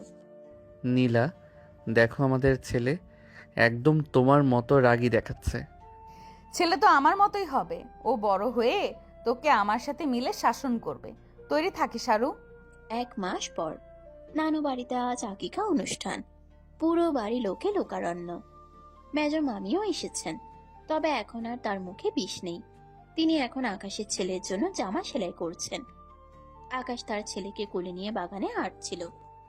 আকাশ, রোদে যেও না, বাচ্চার ঠান্ডা লাগবে। আর শোনো, বাচ্চার ডায়পারটা চট করে বদলে দাও তো। দেখলি তোরা, আমার উপর শাসনের লাঠিটা এখন 2 গুণ হয়ে গেল। মা বলছে এক কথা, ছেলে বলছে অন্য কথা। এটাই তো সুখ আকাশ ভাই, যে শাসনে ভালোবাসা থাকে সেই শাসনেই তো মানুষের ভাগ্য। আকাশের মনে হলো তিশা ঠিকই বলেছে। বড় খালাতো বোন যখন বউ হয় তখন জীবনে শাসনের অভাব হয় না ঠিকই, কিন্তু সেই শাসনের আড়ালেই লুকিয়ে থাকে পৃথিবীর শ্রেষ্ঠ স্বর্গ। আকাশ তার ছেলেকে বুকে জড়িয়ে নীলার দিকে তাকালো। নীলা তখন জানালার ওপাশে দাঁড়িয়ে আকাশের দিকে তাকিয়ে এক বিজয়ীর হাসি দিচ্ছিল। আকাশ বুঝল সে আজীবন এই হাসির কাছে, এই শাসনের কাছে আর এই ভালোবাসার কাছে হার মানতে রাজি। শব্দ